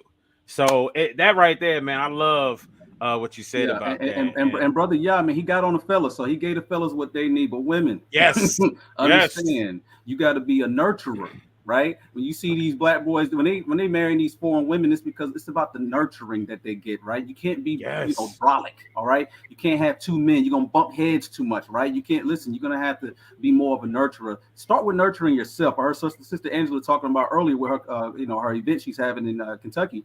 You know, about how they teach women how to nurture themselves, right? I mean, how can you nurture your kids and your husband if you don't know how to nurture yourself? That's one of the things that made me fall in love with my wife. You know, we met in the music industry. I saw how she nurtured her instrument, which is her voice. She's classically trained singer as well. So, you know, she comes to the studio with her tea and the lemon and the honey and all that stuff. And I was like, man, she could take care of her instrument like that. She definitely could take care of my future babies that I'm gonna have with her. All right. So just nurture yourself, ladies. You got to be clean. You got to nurture yourself and cook. You got to know how to cook. I'm just saying, fellas, y'all got to learn how to cook too. Okay. You know. So, but yeah, those are some good things. You know what I mean? Ladies, take care of yourself. And that's another thing. You know, I mean, all those classes in school, they don't have those no more. I mean, I took home economics. You know, I could sew the hell out of the holes in my socks. You know what I mean? I'm telling you, man. I mean, I done fixed plenty of socks my whole life and sewn up stuff. And my lady is amazed at some of the different things that I'm able to fix and create, because I mean, I come from that era where there was all of that. You know, I had a dad who spent that time. I remember breaking down a car, rebuilding the engine, taking the paint off, sanding it down, and repainting it. You know what I mean? Like, I did that type of stuff with my dad. We built a room podcast right there, Joe, in the house, man. That's another podcast right there, Joe. hey, you know, we had a conversation yesterday, and this would be another topic, and you know, we're gonna jump off of here, but we talked about it. Are we doing the bidding of the KKK? That's another topic right there, because it's along the lines of what we're talking about here. Are we doing the bidding for the KKK? What'd you say yesterday, Pierre? The KKK, they don't even care no more, because they're like, you know what? They doing it for us. Yeah, one of the grandmasters of KKK said he ain't worried about black people no more. He said he got black friends now. He said he talked to black people now. He said they worried about the Hispanics. They're worried about Hispanics. That's what he said. The new second-class citizens. Yeah, you know it's bad when they ain't even worried about us, because we're on that path to self-destruction. It's already set in motion with us, so they ain't even worried about us. They said they worried about the Mexicans. Exactly. This was an awesome show. I appreciate you brothers on this right here. Definitely appreciate you. Pierre, how old are you? That's a rude question, brother. Yeah, I'm not playing. No, so I wouldn't do now. I'm 37, man. 37. A sister reached out to me and asked me, how was Pierre? I said, Pierre's already married. She said, oh, oh, you think he can have a second wife? I said, I don't think so. Tell us man, I don't think so. Yeah, I don't think he's doing that. So I'll find some other brothers out there that I know that's a good recommendation for. But that's the thing, though. That's the thing. You know, like my lady's even noticing how her algorithms are changing in Instagram and Facebook because of the different quality people that she's looking at, listening to, and the different things that she's now looking at. Hey, Pierre, you could link up with him on social media. Guess what? You're gonna see some of those other brothers that are around and stuff like that got their head on their shoulders just like he does, you know. And that's the thing. John and I talk about all the time about the people that we've been introduced to through our network of working together with each other. Bruh, it just continues to expand. Pierre came from that network as well.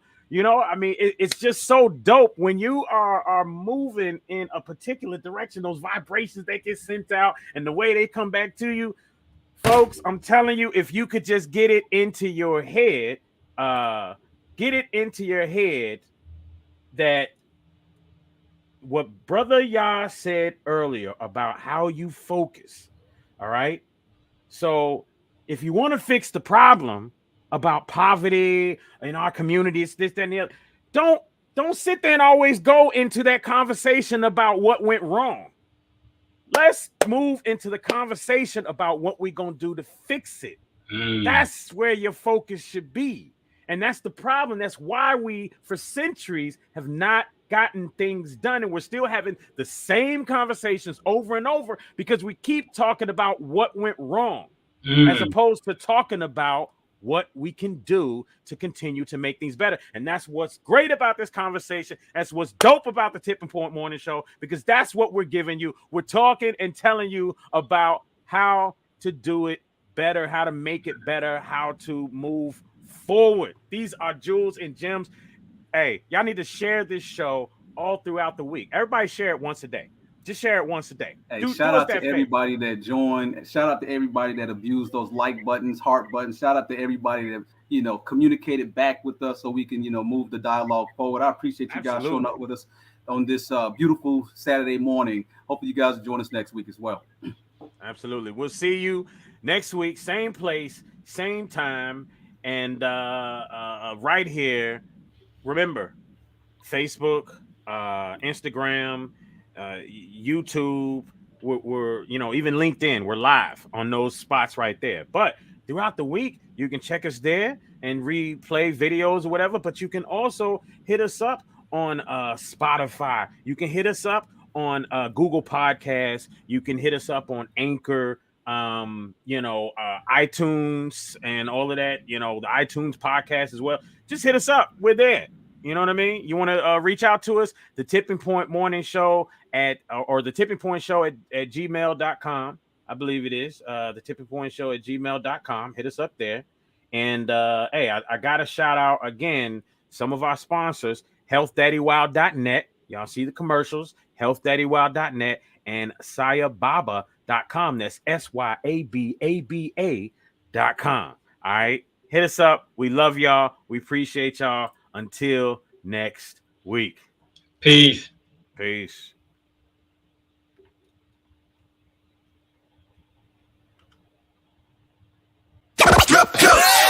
You are listening to The Tipping Point Show with your host, Mr. Just Ask Joe, John Young. You ready? Streaming live all over social media and on your favorite music and podcast streaming platforms. Yeah, you know what it is. Also, check out thetippingpointshow.com. The Tipping Point Show.